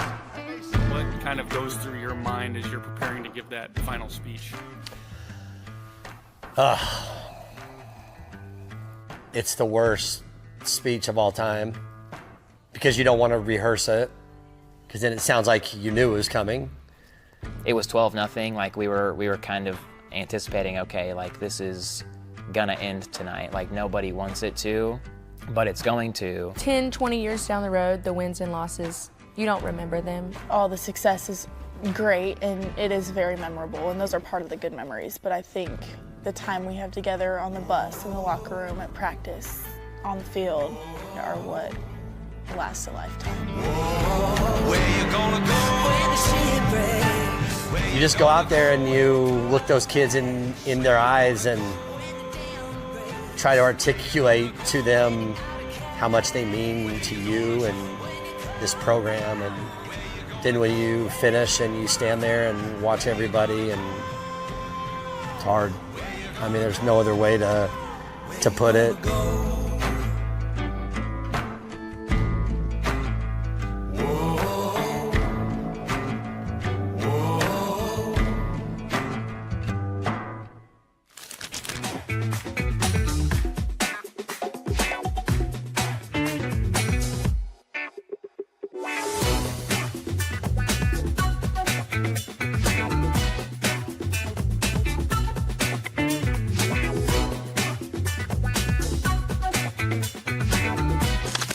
Here with Nebraska Volleyball, Skylar Pierce. Skylar, you're just telling me this is your second year helping at Harrison's camps. You told me there's a lot of kids here that even recognize you. How special is that for you? It's so special just because you never really understand the impact that you're making on people, but when you come to these events or like even other sporting events, you just can see their face light up, and it's just such a wholesome feeling. Yeah. Why is it so important for you and this Nebraska volleyball team to give back to the community? Nebraska does so much for our team, the fan base, everything. Like, they love our team so much, so the fact that we get to come back and like hang out with these kids that just love the sport so much and love hanging out with us, it's a really cool experience.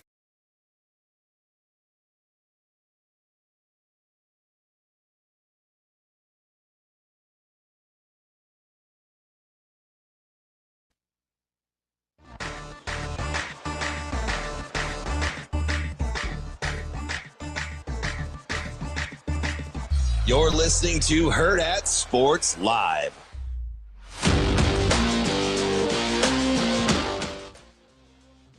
Welcome back, Hurrdat Sports Live. That's Austin. I'm Ravi here at Hurrdat Sports Bar and Grill. Shane over there producing, as always.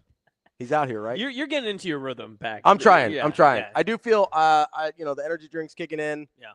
Feel like we're even just reps of the show, though, right? Yes. And next week when DB comes back, he's gonna. We're out. Be ready to go. Yeah. Be ready to go. We will be like. This is a nice, I know we obviously had the week off. This is a nice buffer week. Next week, I think you and DB are just going to hit the ground real running because we'll get the Big Ten media days. He'll have a lot of reaction from SEC media days. Yeah.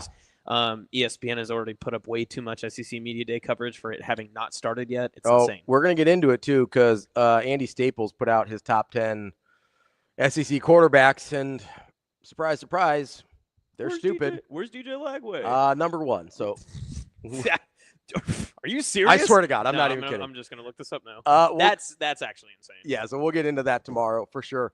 As well as some things Phil Steele had to say about Nebraska in terms of their schedule and where Nebraska fits as a brand sort of in the realm of college football these days. I know, very summary topics, but I do think they are interesting and something that we can get into. I did want to acknowledge here real quick. So if you saw the interview with me and Kenny on Friday, that was recorded and came out before the official announcement that Kenny had made the Nebraska Hall of Fame. Yes, yeah. So I wanted to make sure it wasn't that I didn't acknowledge it in the time. It's that it was not public information. Yeah. Kenny had told all of us, his dear friends and coworkers, that he had made it, but that was something that we kept to ourselves until the public announcement was made, so that Kenny could get his much-deserved flowers for that. So we will talk to Kenny at some point this week regarding making the Hall of Fame and everything like that.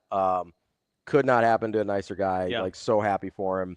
And go back and watch that interview too, because if it's been a while for you, like revisiting the Pelini era or like that group of players, that is my generation of Huskers. Like those are my guys. And he like, was very honest. He was great. Yeah. I mean, he was phenomenal, and he talked about on both sides of the spectrum too. Yes. He even said, he was like, listen, there were some times that like we were so bought in as a locker room that we agreed to everything that we were saying. But now he even talked about it. He's like, now you look back and you're like, oh man, yeah, you get some distance. We handled that right? Yeah. Like, were we just like you get some mesmerized by how the coaching staff wanted it to look? You get some distance from it, and you kind of realize like, okay, maybe the way I thought and was told the thought as a 20-year-old doesn't make sense as much now. But those guys, go back and listen to the interview with Kenny from Friday, because it really was. Honestly, I think some of the most interesting in-depth stuff we've heard on the Pelini era, maybe ever. Like he was very open and honest about kind of how things went there and how it went compared to some of the other eras that he's watched kind of transpire since then. So really good stuff from Kenny. But we'll talk to him later this week, maybe tomorrow. I'm trying to nail it down with him what works for his schedule, but we'll talk to him this week about making the Nebraska Football Hall of Fame and things like that. And wanted to give our congratulations to him on the air here for making that a great honor for him. So big Husker Legends news week too, because obviously Sue retired on Friday. TK wanted to make sure we got to that as well, because that is, as he mentioned, the best player from your lifetime as a Husker football fan. Is Sue. I mean, he hadn't played the last year or last 2 years. His last game was the Super Bowl the Eagles lost. Yes, with the Eagles there, and he came in halfway through the season there. So he hadn't played in a couple years, but officially retired over the weekend, hanging it up. 3-time All-Pro. I think a Hall of Famer. I think he should be a Hall of Famer. The biggest question will be how media voters will remember him for his NFL career. Yes, and his antics on the field. Yeah, so, and again, there will be that conversation. Yeah. I mean, at one point he was voted the dirtiest player in the NFL early in his career. But I think he shed that pretty quickly. Everyone turned the narrative from him being a dirty player to him being physically demanding and tough and like an intimidating player. So it was a very like early career thing. Like that.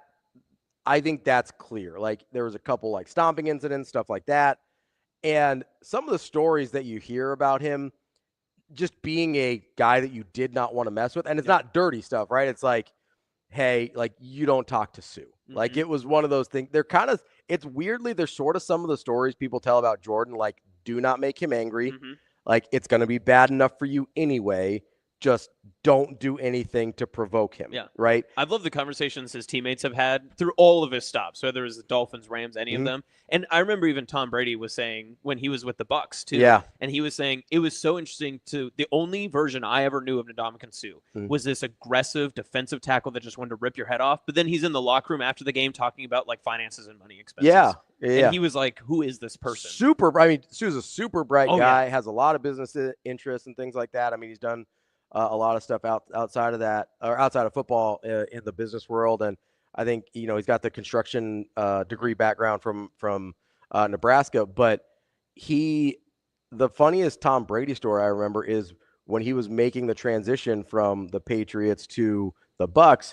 He used to tell this story about how he'd kind of talk to some of the defensive linemen to try and like soften him up a little bit, and maybe they wouldn't hit him quite as hard. I don't know if it worked or not, but he obviously felt there was merit to it. Be like, oh man, you got me on that one, big guy, stuff like that. And he's like, the only guy that never like cracked a smile or even like acknowledged me was Sue. That dude would just hit me as hard as he could. I felt like I died. He'd get up, kind of growl at me or something, go back to the line of scrimmage. Like, never even acknowledge that I'd said anything. Yeah.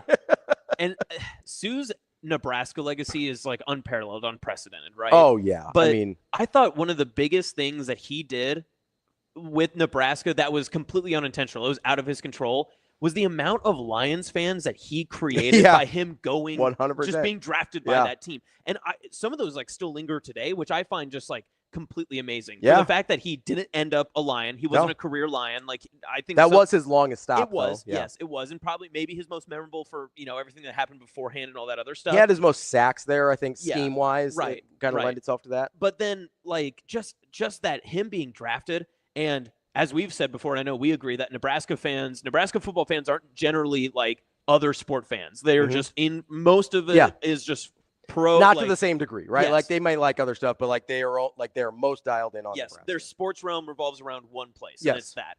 For them to then latch on and be like, well, I'm going to cheer for the Lions. And just, again, the Lions during that tenure were not exactly that great. They had 2 playoff seasons when he was there. Yep. That's incredible for him to be able to take a portion of this rabid fan base of football fans that could really only care about what they do, and they'll celebrate your successes somewhere else if they see it.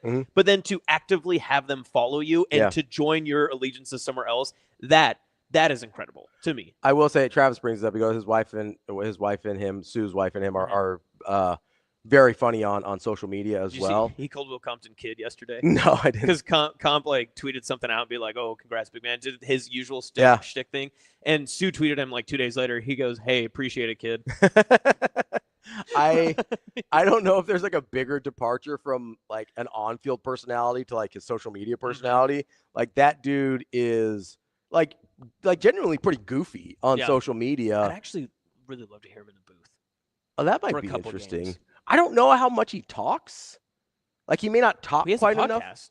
Does he? Yeah. I was unaware. He has like a finance podcast. Oh, I did know that. Yeah, I did know that. Yeah. But I would just like to hear him, He doesn't seem like a guy that like speaks enough for that, yeah. But if he's got a podcast, obviously he's got Well, that I think he's one to always reserve his thoughts. Yes. And he's one and you got this sense too, and the way other people talked about him was when he spoke, people listened, and it wasn't because like people obviously respected his leadership and like who he was and like maybe a bit of an intimidation as well. But I think there was a part of too is like Sue doesn't just talk to talk. He's not like me, right? Like he doesn't just like fill the void with words. Like when he speaks, it is collected. There's a reason why he is speaking, and there's the words that he's choosing are very strategic and why he's saying it. Not a big word salad guy, as it were, People be saying. People do be saying.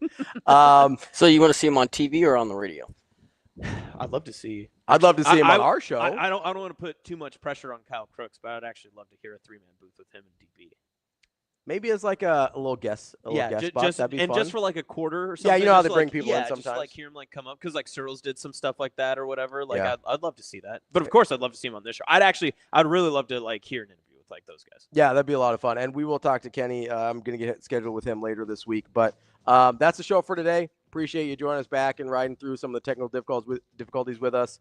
Hopefully we've got that all sorted out. I don't think we had any issues the last half of the show. So appreciate you hanging out. Thank you for sticking with us over the break as well. Austin, Shane, thank you. We'll be back tomorrow. Hurrdat Sports Live.